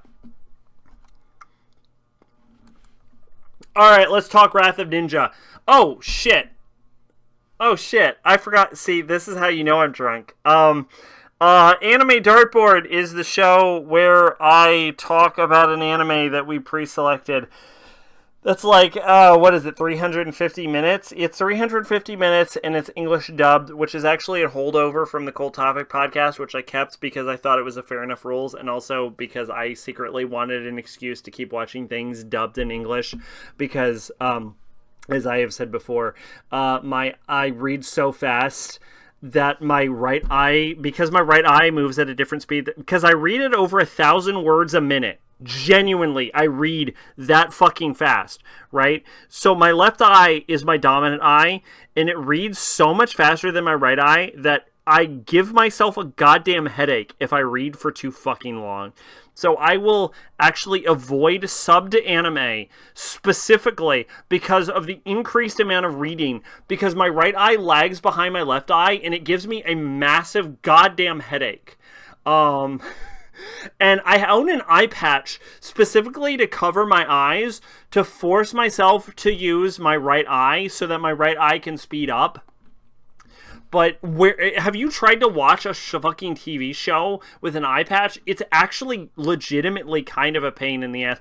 Don't you dare goddamn Sober Sack, who's editing this in 3 weeks, don't you fucking cut this, okay? Don't you fucking cut this rant. I can already feel myself cutting this rant. Anyway, so, like, have you ever tried to, like, listen to something, like, watch something with a fucking eye covered? It's, like, an actual pain in the ass. Right? So, that's why I've secretly kept the dubbed rule, even though it's not strictly necessary. I also feel there's a level of approachability, because, like, you have the option to watch this dubbed, but you could also watch it subbed, but the idea is that you watch it dubbed like everyone else, just so you can participate in the conversation. But, like, I am aware that, like, nobody actually participates in Dartboard. I am genuinely the only person still doing Dartboard at this point. Because I know the viewership data on my anime channel, and I know I am the only one that does this. But that is totally fine with me, because a lot of ways I build this to be future-proofed, so that if someone in, like, fucking 5 years, stumbles upon the show. They're like, fuck it, I'm jumping on, right? You know, who knows? Maybe you get popular or some shit. I've had videos pop off for no fucking reason like 5 years down the line. So it's not that crazy of an idea to me. So that's why the dubbed role still exists. Anyway, we watched Wrath of Ninja, which is like Yodadon something, something, something, something. Who gives a fuck? Genuinely, who gives a fuck? Anyway, we expect you to have watched this shit already. So I'm just going to talk like you watched it. I'm going off of memory here. But I was actually impressed with the function of this movie. Because it's got like ninja girl who knows ninja stuff. And then it's got like tough, badass samurai ninja man. And the way that a lot of these like 80s, 90s OVAs go is that like they fall in love. Which I don't remember if it happened, but I think it doesn't, actually. I know he comes onto her, but I think it wasn't received positively, but it also doesn't matter. Because the way it normally goes is it's like, I thought it was going to be one of those classic examples of like tough ninja girl gets overshadowed by like boring ninja dude. And then it's like, you thought it would be about cool ninja lady, but it's not. It's about boring ninja man. And I really liked the subversion where it actually, like, boring ninja man just, like, fucks off from the plot for, like, 30 minutes because he's, like, a fucking coward. And then it just focuses on ninja lady. And it really subverts a lot of those, like, 80s, 90s, like, weak narrative tropes that you end up dealing with. I thought that was really well handled, and I was surprised with that. Other than that, I did genuinely feel like this was a pretty weak OVA, 80s, 90s ninja thing. I don't think that's surprising to anyone. Excuse me. I don't think anything was expecting more from this. I remember when I was reading the description of this, I was like, this doesn't sound like anything, and it kind of really wasn't. I think the ending plot twist about Nobunaga, was it Nobunaga? I think it was Nobunaga, like not actually being a demon and was actually being controlled by like some dude or something. I think that came the fuck out of nowhere. And then they all like shoot their beams at the dude to steal like hell back. I don't think that was properly led into. I believe there was a series for this that was over the course of several episodes that might have been stronger. But yeah, I felt it was kind of weak. I don't remember really how this ends after they seal the dude. Maybe it just kind of ends. I don't fucking know. My brain's gone. I'm so fucked up. I am so fucked up on booze right now. Watch me drink more booze. Alcohol.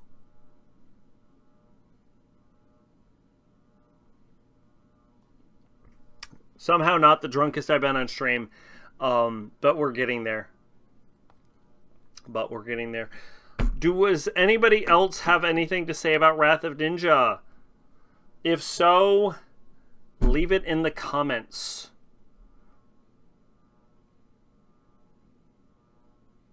I'll pretend you did. Okay. Alright. I think we're good to go on to Dartboard. That's not Dartboard. What the fuck is Dartboard? Here it is. Alright, here we go. Dartboard. Turning off Wrath of Ninja. Oh yeah, what did I think? I saw a compilation of bad dub clips. Were they related to Wrath of Ninja? Were they related to Wrath of Ninja made? What did I think of Wrath of Ninja? Didn't I give it like a 5 or some shit? I gave it a 4. It was boring. It bored me. I didn't like it. I was bored. Get out of here, Wrath of Ninja. You're boring me. Alright, what do we got? Alright, shuffle. Shuffle. Shuffle. Fucking big money, no whammies, baby. Big money, no whammies. What do we got? What do we got? What do we got? What do we got? What do we got? What do we got? What do we got?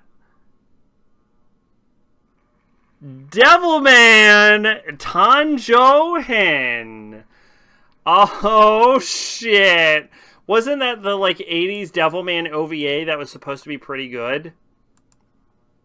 Isn't that what that is? Devilman Tanjohen. Alright, Devilman The Birth. It was in fact the Devilman 87 OVA. Fuck yeah, okay. This was done by O Production, which I have not fucking heard of in my life. Who the fuck is O Production? They made that one short thing that's used as an achievement on Malgraph. And they made the Devilman OVAs. And they've made nothing else of note. They made Tsukamiki no EA, and they made the Devilman OVAs. And they have made nothing else. That would explain why I've not heard of them. Let's see. It's 50 minutes. Oh, that's easy. Y'all will get this done in no problem. There is a sequel. If I remember, they created 3 of these OVAs. And they're like really well animated, but they just don't finish the Devilman saga. Is that correct? Am I correct in that? I think I heard that. I think I heard, how the fuck do you, I don't know the politically correct way to communicate a YouTube channel that uses a gendered term for someone who is gender transitioned.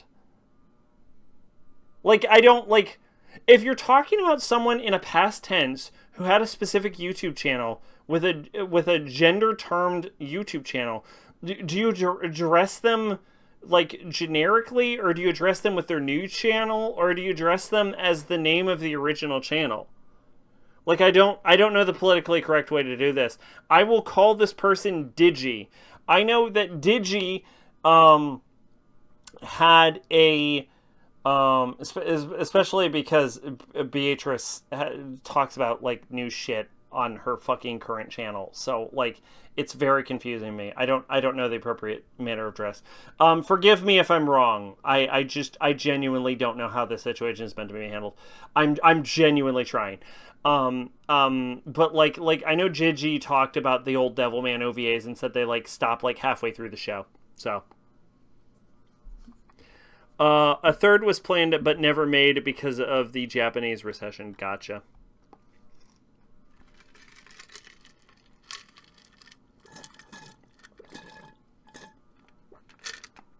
Oh, I'm out of booze. Excuse me.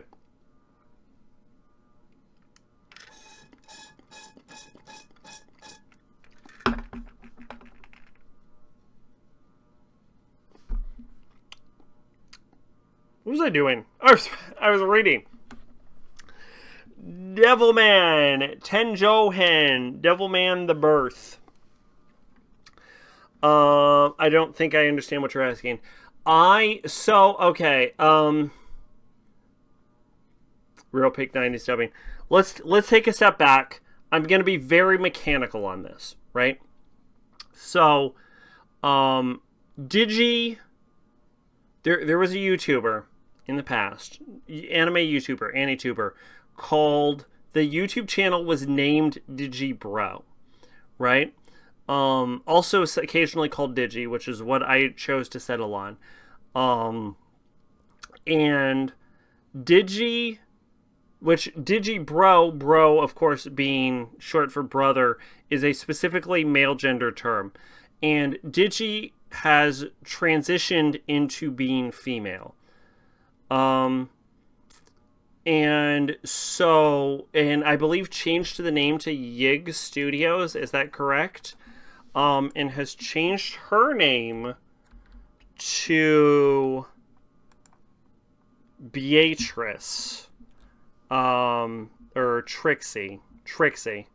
I think it's Beatrice or Trixie. The Golden Witch, which I want to say is a fucking Umineko reference, but I will disregard that for a second. So I'm trying to be respectful to her gender identity in this regard, but it is hard because of the name change, and I'm trying not to dead name or anything, but because I'm specifically, but Trixie the Golden Witch as a channel, or Yig Studio, makes specifically different content than the old DigiBro channel did, right? So I intentionally, she is intentionally doing this, right? So when I'm referring to the old content, it's hard to specifically reference old videos in the context of what I am talking about, like, to have people physically understand what I'm mentioning. Because the discussions I've seen for Devilman the Birth specifically were during when Trixie was going by Digibro, when they were going by that, like pre-transition. So I'm trying not to like dead name or be insensitive or anything, but like because of the fact that it's a username and not their like personal name, and because of the fact that we're genuinely talking about two different like topics of like content, it's hard to like specifically identify. I guess on erring on the side of safety, I guess the new name of, because I guess they've changed from Yig Studios, which they were going for a while, to like Trixie. I guess Trixie the Golden Witch would be the proper reference, but I feel like if I say that, no one's gonna fucking know who I'm talking about. Right? Because, like, Digibro was a presence in the anime community for, like, 10 years, so it's a little awkward. I don't know. I feel like it's a person-by-person basis is a problem. I would depend the person in question wants. I know it's, like, a complete non-answer, but that's what I think. No, I think you're almost certainly correct. I just don't know the answer. I know she has intentionally deleted most of the old content, and, because I remember when the video went out where it was like, I'm deleting the old content and I'm changing to like Beatrice, and you have like fucking a week to archive. So I think the intention is to go by Trixie, but also on the other hand, there's a sort of intention to divorce themselves from the old content. Right? Like, she clearly deleted it, so she doesn't want to be associated with it. So it's sort of this, like, level of, like, well, if I'm talking about an old video that you don't want to be associated with this, like, new, like, identity you're assuming, I don't know. Do I dress it by the new identity that you don't associate with the old content, or do I talk about the old content with the old identity? I don't understand. I don't know. I'm sorry. I'm trying to be sensitive. I'm trying to be like politically correct, and I'm trying to use like the correct names and pronouns. I just don't understand. I just don't know. I don't have these issues. So yeah, I don't, because I'll go by anything. I'll go by fucking anything. You can call me anything you goddamn want. It doesn't matter to me. So yeah. So we'll say, we'll go print style on this to be as sensitive as possible. The creator formerly known as Digibro discussed Devilman the Birth on one of their old videos. That's my answer. No, I understand. The creator formerly known as Digibro discussed Devilman the Birth on one of their videos, and it just seemed like a good time, and I believe I saw that video where they were discussing the animation and how the fact that it was like acknowledgeably incomplete. That's not a word. Acknowledgeably? That's not real. I made that the fuck up. Zach, back, Jack, Black. Remind me, okay, I'm going to talk about what you just said there in an actual second. But like, but it actually, about how incomplete it was, and it actually did seem like an interesting thing to check out. And I had finished this after Devilman Crybaby, which I actually genuinely liked. Do I think Devilman Crybaby is overrated? Yes. Did I genuinely enjoy it? Yes, I did. And so it made me more interested in Devilman as a series. So I kind of wanted to check out The Birth, which I believe is more faithful. Because I know Devilman Crybaby is more modernized. I know it tells the complete story. And I know it's relatively faithful, but more modernized. But I know Devilman The Birth as like an OVA is like the most faithful as far as I understand. Unless I'm incorrect. I believe it is the most faithful adaptation. But it doesn't get to the end of the story like Crybaby does. So, excuse me. I am aware you are a Devilman fan, which is why I am relying on you to correct whatever I just said if what I said was incorrect. But, anyway, you have 2 minutes to watch a 50-minute OVA that came out in 1997. You can do it. I fucking believe in you. Where was this? And well, you'll find it, I'm sure. I fucking believe in you. I'm sure you can find a Devilman the Birth. I'm sure you're fucking good. So there you go. Check it out. Devilman Tenjo Hin. I'll post on Discord. They do modernize it from the 70s to the late 80s. Okay, so even this is relatively modernized. Probably not as much as Crybaby was, which was like a jump from like the 2010s from like the 70s, but at least a little bit. I have it on Blu-ray. So yeah, there we go. That is Dartboard. We're getting ready to finish off, but before we do, let's talk about the specific comment Jack Black, which is that when I first started getting into Twitch, for whatever reason, I decided I was gonna like watch a stream or something. I used to do that. I don't do that anymore. I've basically given up on engaging with other streamers. I let them engage with me, and if you hook me in, I'll jump onto you, which is what I did with R6, which led me to John and stuff, and that's when I got in with that crew. Those guys are great. I'm not giving any shit to R6 and John. I did give a bit of shit to John when I started this like podcast, but it's all love here, as I said in the first podcast for Dialogue Tree, and I still want to make that clear if that's not clear. We don't really super talk much, but I think he's got some shit going on in his personal life, and that's fine. So go off, guys. But anyway, I mostly let people come to me at this point. But back in the day, I used to like engage in other streams, and I met Pache while watching a streamer called Nova. His name was Nova Kane, but he later changed it to be more appropriate to Nova Lux. And then he just stopped streaming shortly after that transition, so it didn't fucking matter in the first place. But he was playing Dark Souls, because I used to walk people through playing Dark Souls, because as everyone knows, I'm actually like surprisingly good at Dark Souls. I'm like very good at it. As I've always said, I've never died to Manus. I've never died to Lawrence. I've never died to Orphan of Kos. And I've never said this on stream, but I'll go ahead and let everyone know. I've never died to Pontiff Sullivan, actually. So I'm, like, weirdly good at Dark Souls. Unless I'm wrong about the Pontiff Sullivan, and there is a death of Pontiff Sullivan on my YouTube channel that I'm totally forgiving from. But I am, like, 99% sure I've never died to Pontiff Sullivan ever, despite the fact that everyone talks about Pontiff Sullivan, like, being super hard. But anyway, it does not matter. Anyway, what the fuck was I talking about? Oh, yeah, for, like, the first, like, hour and a half of stream, Nova would talk about, like, he would call me Sack. He was the first person to ever call me Sack. And the entire time I thought he was saying Zach, because no one had ever called, in my head, I was, like, Sacrabalic. No one had ever said, fuck! No one had ever called me Sack before. So I was like Sacrabalic, so it was like the whole thing. No one had ever said Sack before. So he was calling me Sack, and for like an hour and a half, I had no idea he was talking to me. I had zero fucking clue. Because no one had ever said just Sack before.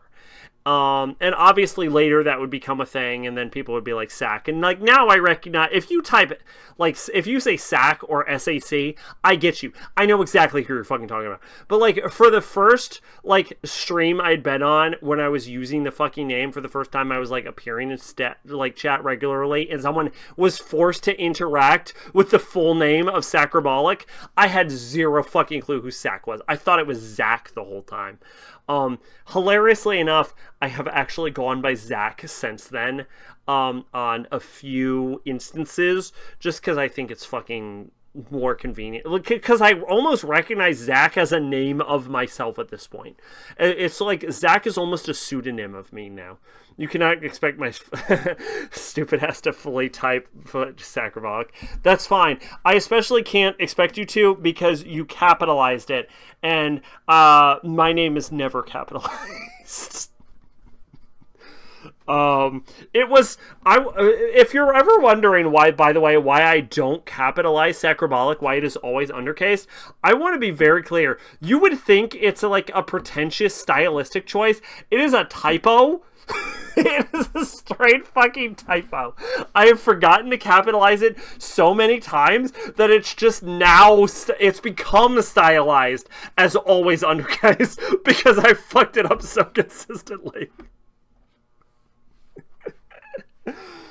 Fun fact, my phone tried to autocorrect type to gynecologist. Why? I would love to be called a gynecologist. I mean, if we want to start calling me gynecologist, I'm on board. Because I will inspect that pussy.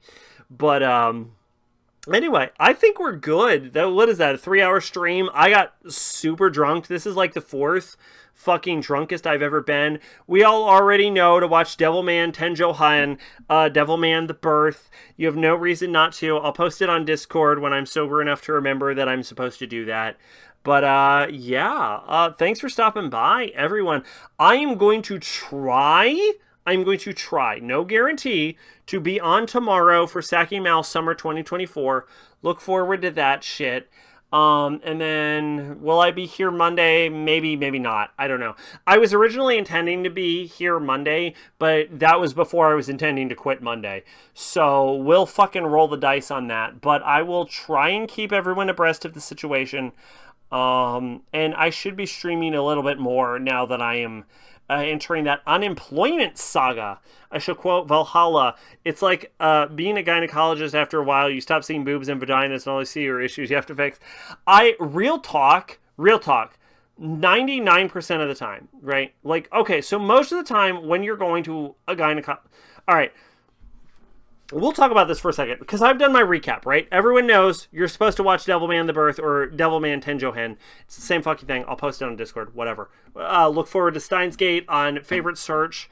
I will keep you abreast of the situation, but I fully intend to stream tomorrow, which is probably going to be my last day at my current job. As I progress into my unemployed arc, I will keep you, I will try and consistently stream as we go into Kingdom Hearts. That's all we need to talk about. Sacrabalic, gynecology expert. So, gynecology is a field of study dominated by women. Specifically women. It is an almost entirely female-centric medical occupation, right?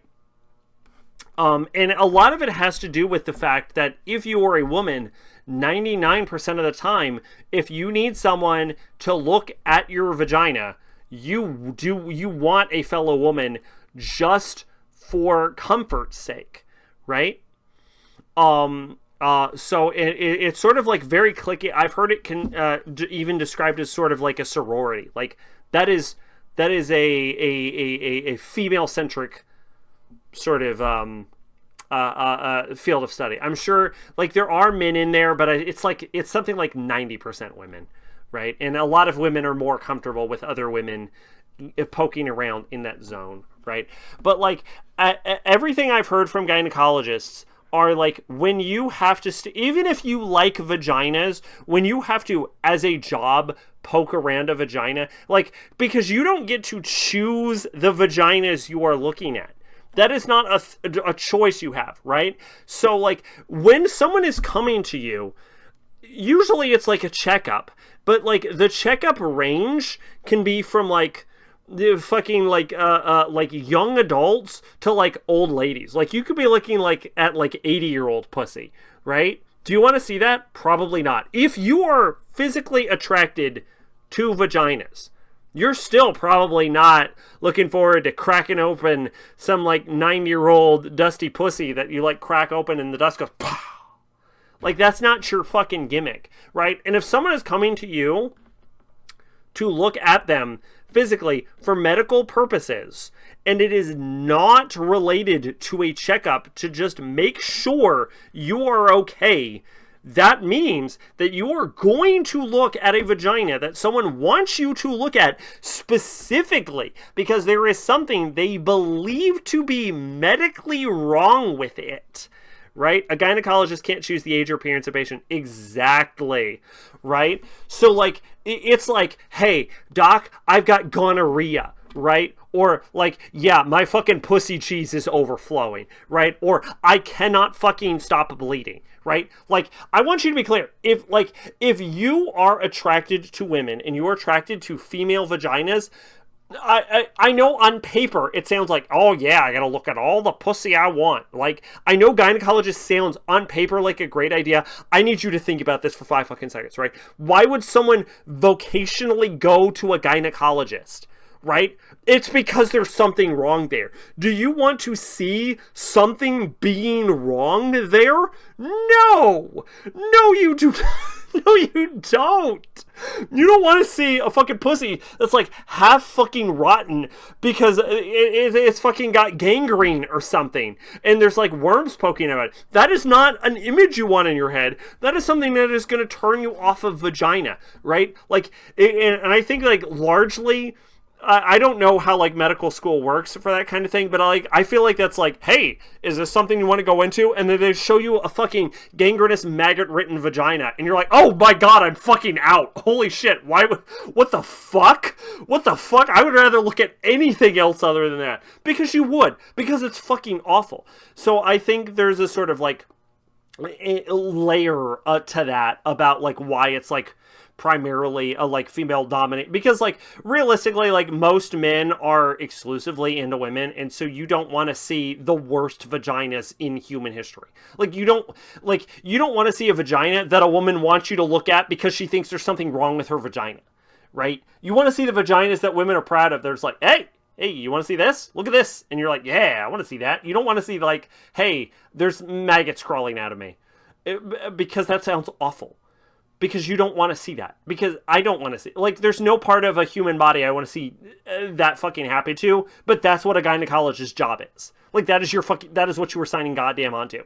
So, yeah, like Blowfly Girl. Yeah, exactly. You fucking got it. Yeah, you want to be the fucking dude that's like, I love vaginas so much, I want to meet Blowfly Girl? No, you don't want to be that guy. Who wants to be that guy? I don't want to be that guy. So yeah, no, fuck off with that. You know, gynecology is a field that is dominated by women for a goddamn reason, and it is because there's a certain level of sympathy that women feel as a sort of kinship for sharing similar like body parts, and also a sort of like sexual attraction that is divorced from the fact that they don't have to be attracted to your vagina because they're not interested in their fucking vagina. They're interested in your physical health, because if they were interested in your vagina, when they see the fact that there are maggots in it, they stop being interested in your vagina, right? Like that's my opinion. I'm sure it's the same. As far as I know, like male like testicle health and like penis health is also a field dominated by men for almost the exact same reason. Like most men are more comfortable with men looking at their fucking dick, and like if you're a dude and you're primarily attracted to women, the last goddamn thing you like, if you see like a dude who's like got maggots spilling out of his dick, that's not gonna like turn you off for the next 12 months because like, oh thank God the lady I'm with doesn't have a fucking maggot dick, right? But like if like that's your thing, you're like, oh, man, I love penises, and then you see fucking maggot dick, you're like, I can't, my dog, my husband, my boyfriend, I cannot fucking deal with your dick right now because I saw maggot dick earlier. I just fucking can't right now. Right, so I think there's sort of, but on the other hand, like as far as medicine goes, you need those people that will look at your dicks and your vaginas, and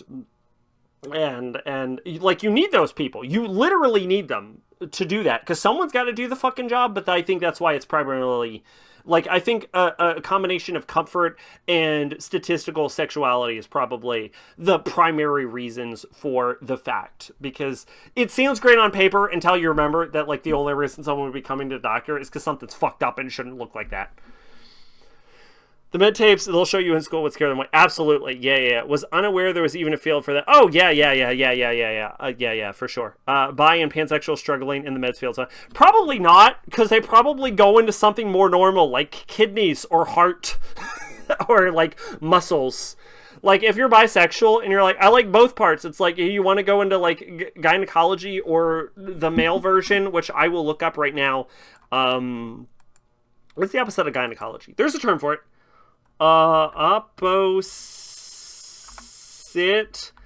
of gynecology. Andrology. Yeah, so if you're like an andrologist or a gynecologist and it's like, I'm bisexual, I'm into both parts, and it's like, hey, check out this maggot pussy and this maggot dick, you'd be like, I'm a heart doctor now. Or I like brains. Brains are my thing. Kidneys, that's my special. Ears, nose, and throat. Literally anything other than what I've just seen, right? Phallicology, I don't know. So, that's the fun part about the human bodies, is so much shit can go physically wrong with you that, it doesn't matter what your sexuality or your gender is. You can fucking go into anything. And I'm not saying, like, 100... Like, for example, I'm not saying, like, every guy who is into gynecology is gay. I'm sure there's some straight ones. And I'm not saying, like, every woman who's into, like, andrology is, like, a lesbian. What I am saying is I kind of respect them more in a weird way.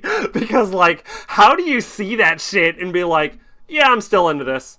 I can mentally divorce myself from maggot dick and still be into penises in general.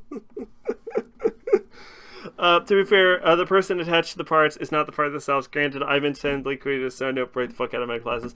I have an issue. I don't know if I ever mentioned this. I have a bit of an issue with blood, more specifically my blood, and thinking about the biology of how blood, flesh, like, moves through human bodies, where if I think about it too much or too hard, or I see it, or, like, it hits me on the wrong day, I will just, like, I will go faint. It'll, like, genuinely fuck with me. Sometimes it does, sometimes it doesn't. It's very inconsistent. But, like, I could not be a doctor because of that reason. Like, I'm not suited to doctoring. I could do, like, I could probably do lawyer or anything, like one of those other high-paying fields, but like doctor, I'm not a doctor. I'm not a doctor kind of person. I just couldn't doctor. And excuse me. But I like I said, I'm sure if you're like attracted to the gender that you're like if you're a male, like straight gynecologist, I'm sure there's a sort of level of, because there has to be a level of I am divorced from the situation I am in to what I am looking at. That there's a level of detachment or dissociation from what you're looking at. There has to be. There's no way you can be like fully in, unless you're like a fucking freak and you're like, ooh, maggot pussy, my fucking favorite. Ooh, I like to eat them maggots. You know what I'm saying? I'm not gonna go any harder with that because I probably could because I'm drunk enough to say some weird fucking shit. But anyway, medicine's weird. It's a fucking field that I would not want to be involved in. I've almost passed out twice. Once was because it was too hot. The other is because I looked at my blood get sucked out in a tube. Oh, yeah. I've gotten my blood taken, and I'm not a fucking fan. It's my blood specifically. I'm more okay with other people's blood. I don't know what it is. I think it has to do with a childhood trauma about seeing my stepdad shove a needle through his arm and have the blood get everywhere. Like, I think it like fucks with my head to this day. I think I'm just not okay with it inherently. I used to be a nail biter when I was a kid, and at one point I I used to like bite the skin off my like fingers, and at one point I bit one of my fingers and it was like bleeding orange. And like I legitimately never bitten the skin off my fingers unless I had like a fucking skin tag from that point onward, because it fucked me up so hard. So I think there's genuinely some childhood trauma related towards my blood fear, but I'm not super interested in decompressing it, and I'm sure it's fine. Because it doesn't come up that often, because it's mostly just my blood that fucks with me. And it's not even 100% of the time. I have to get blood taken whenever I go to the doctor for checkup, and I cannot look. I'm totally with you. I had to, because I've mentioned my heart problems like 3 years ago, 3 years ago, I had heart problems. I had to go to a doctor. They did a bunch of blood tests. They took my blood. I mentioned that. Everyone knew about that because I talked about it on the Cold Topic. And they had to take my blood at one point, and it was probably more points, but like specifically one point I mentioned, they like sucked it up into a bag to like do to like vitamin tests and shit. And like, I almost had a fucking panic attack. I just fucking couldn't. Not a fan. Not a fan. I'm just squeamish, no trauma, just can't look. Yeah. Well, what I'm saying is I'm squeamish, but I think the squeamish is probably related to trauma. Because I think, like, most of the time, and I'm not a psychologist, but I think psychology is one of the 3 bullshit doctor professions anyway. I will elaborate on that in a second. But I think, like, I'm not a psychologist, but I think most squeamishness is probably related to some sort of trauma that maybe you're not entirely aware of. Like, I'm not 100% sure one-to-one what specifically triggers my blood issue, but I imagine it had to do with childhood trauma that I have mostly repressed. I'm also, like, hyper aware of my own personage and my personality more so than anyone else. Like, I've talked to therapists and they've been blown a fucking away by my own self-awareness. So I'm sort of like because I like hyper reflect on my own personality and my thought processes and why I think those thought processes compared to other neat people. It's not normal to the fact that therapists have been like, what the fuck? No, nobody does this. You're a fucking weirdo. They didn't say that because that's not how therapy works, but but they have commented like it's genuinely impressive how hyper focused I am on the root causes of my own personality traits, and why I think those personality traits. So, because I could fucking cure mental trauma in months. I'm a fucking freak of nature when it comes to that because of self-awareness, but which I'm not necessarily saying I would recommend most people achieve. I think there's a level of degree of self-awareness that people should have, but I don't think you should be able to, like, if you develop like an anxiety or depression issue, I don't necessarily like having someone to talk to and help and talk to and maybe get medication. I think that might be more healthy than like going for like 3 walks and then digesting the entire fucking issue and swallowing it like you're some kind of fucking monster freak that understands your own brain to inhuman degrees. I think handling it like a human is more healthy than handling it like a fucking monster like I do. So never use me as an example for mental health. Even psychologists are freaked the fuck out by how quickly I dissolve my own issues. But anyway, that sounded very humble braggy. I didn't intend it to. What I'm saying is don't use me as a metric for fucking anything. I'm genuinely not normal in that regard. But, I'm too emotional to do that. No, I don't think what I do is necessarily a goal for most people to achieve. I think if you try and compare the speed I dissolve my own mental issues to the speed other people dissolve mental issues, I think that's just going to create more mental issues for you. I think because I also think like emotional issues and trauma and like feelings, those are inherently personal because they're based on your own psychology. And I think it doesn't matter how fast someone else can do. Even if you're a fucking freak of nature that can like cure depression in like a month, or something, or like anxiety in a month when it's supposed to be a lifelong condition like I can, that's not normal. Do not compare yourself to that. Everyone goes at their own pace. Everyone has to handle their emotions by themselves. And there's no metric because your brain is wholly unique and wholly you. So whatever speed you need to move at in order to handle your own issues, whatever devices you need to use, whatever techniques you need to use, whatever therapy, whatever discussions, whatever you need to use to get yourself through it, as long as it is not physically or emotionally damaging your health, I think that is totally healthy. And I don't think it is healthy to compare yourself to other people's mental health. Very much so do not think it is healthy to compare yourself to others' mental health. I could be wrong, but it sounds good on paper. And if what I'm saying sounds wrong, I so very much encourage you to check with your therapist on this because I'm not psychologically trained. Like I said, like therapists get freaked the fuck out by how fast I progress through emotional issues. Because I had that like 3 years ago where I was going through some shit and the therapist is like, what the fuck? Paraphrasing, obviously. They're like, wow, that is abnormal how fast you've gone through fast you've gone through that and how quickly you've adapted to those issues. And it is genuinely abnormal. I'm not a metric, I'm not a benchmark, and I don't want anyone to compare themselves. I think everyone goes through their own journey, and I would encourage you to go through your journey at your pace, because that is the pace that is required for you to go through it. I think therapy is very beneficial to people who require it, which I know you're going through surgery or therapy already, because you've already mentioned it. But what you also need to understand is I'm fucking drunk, mate. So I'm fucking drunk, and I'm trying to be as emotionally sympathetic and understanding as I possibly can be, while also rambling, while also trying to make sure that my point's coming across, while also making sure that you understand that I've had like 6 shots of vodka and my brain is gone already. Zach's brain is running on Windows 10 while the rest of I mean, honestly, kind of. Like, yeah, it's kind of...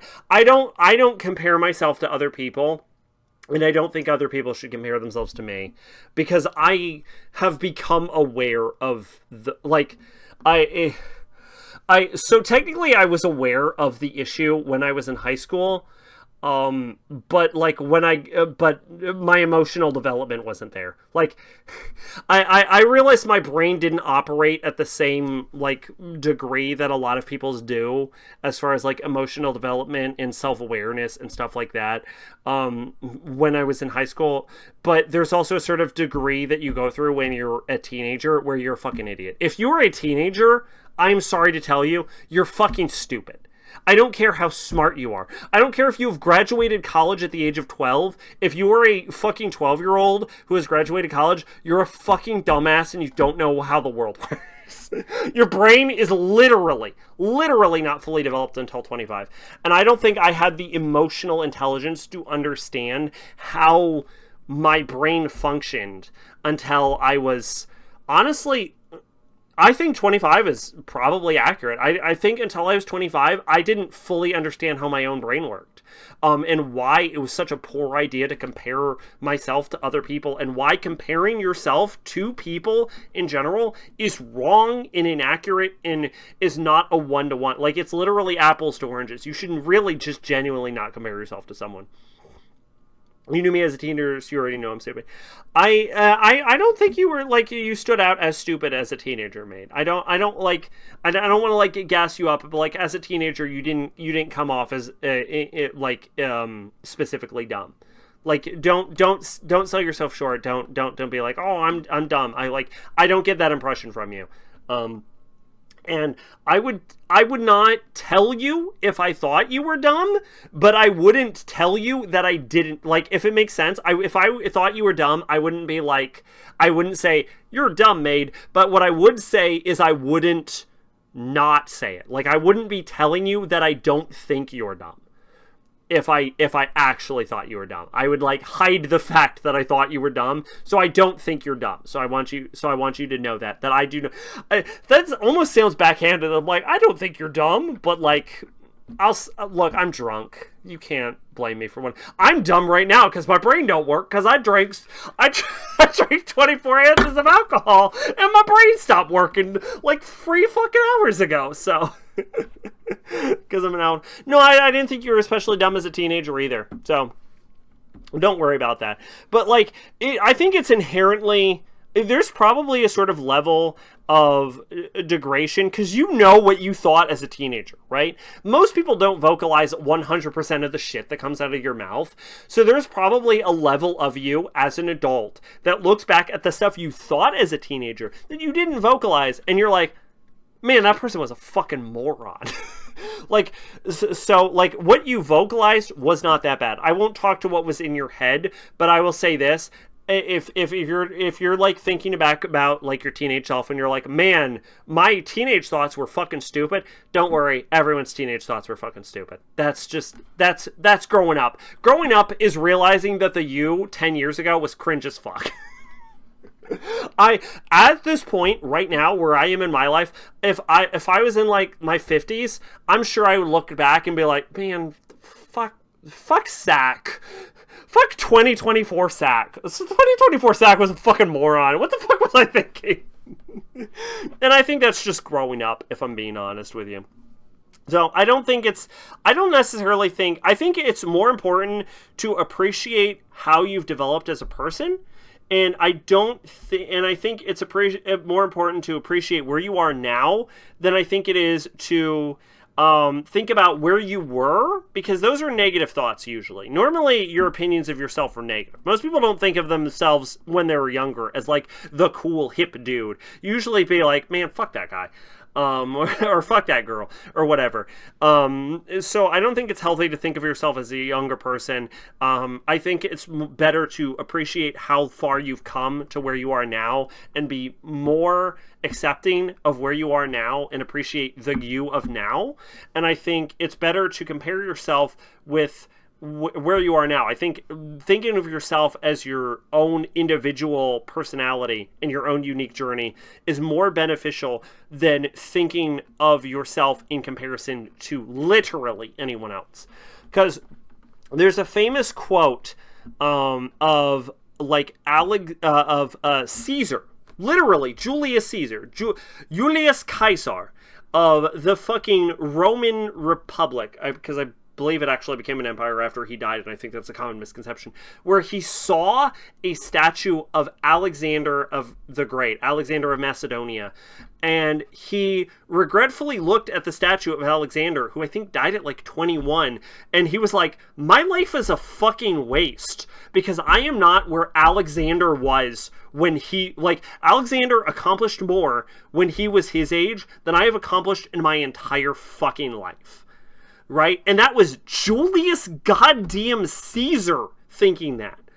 And no one is Julius Caesar other than Julius Caesar. But, like, he's looking at the statue of Alexander the Great like, man, I wish I was fucking Alexander the Great. So, like, if Julius Caesar can experience Alexander, king of conquerors, exactly, right? Exactly. Like, if Julius Caesar, like, who was famous as an emperor, even though he was literally not an emperor, can look at a statue and feel that sense of inadequacy, anyone can feel it. So it's not healthy to compare yourself to other people. It's not even necessarily healthy to compare yourself to your past self. What you should look at the aspects of yourself that you would like to improve, and if possible, evaluate if you can improve them and then work towards improving them. And I think that's how you become a better person, is to work on what you can do instead of comparing yourself to other people. Because no one else has the same circumstances that you have. No one else has your brain, your body chemistry, your brain chemistry. Like, if you were in the same position, if Philip of Macedonia was your dad, who's to say how many fucking kingdoms you could conquer? Right? You know what I'm saying? Like, if you were fucking Julius Caesar, who's to fucking say? Maybe you would have been Emperor Caesar. Who fucking knows? Right? But, like, you're literally not born in those positions. So it's just not a fair comparison. You're not comparing apples to oranges. You're comparing, like, apples to, like, fucking kumquats or something. It's not even oranges. It's not even growing on a fucking tree. It's growing on a fucking vine. It's like you're a fucking fruit and they're a goddamn berry. It's like, who the fuck cares? Right? So, yeah, I think there's also a value of improving yourself that comes from being more self-confident, and being more accepting of yourself. Obviously, some people are too self-confident, but if you're hearing this and you're thinking, I don't need to improve myself, that's your sign that you need to improve yourself, right? But if you're thinking like, yeah, I got some shit to work through, there you go.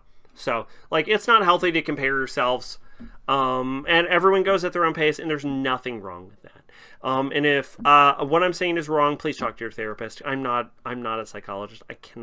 I took psychology for like a semester, and I passed, but like that doesn't make me a psychologist. I just want to be so clear, I'm not a psychologist, and I'm not giving you medical advice, and I'm not legally allowed to. So, anyway. I think we're good, though. I think we're good to stop. We're almost 4 hours into this fucking podcast. So watch Devilman The Birth, Devilman Tenjohan. I will post a thing about the thing. But, Thanks for stopping by. Maybe you were actually the only one to stop by, but I'm kind of hoping that someone will check out the VOD or something. But yeah, until next time, I have been Sacrabalic, your envoy of hope, and I should hopefully see you tomorrow with, what did I say, Second Mouse Summer 2024 or some bullshit? Yeah, Second Mouse 2024. So I'll see you next time. Bye-bye.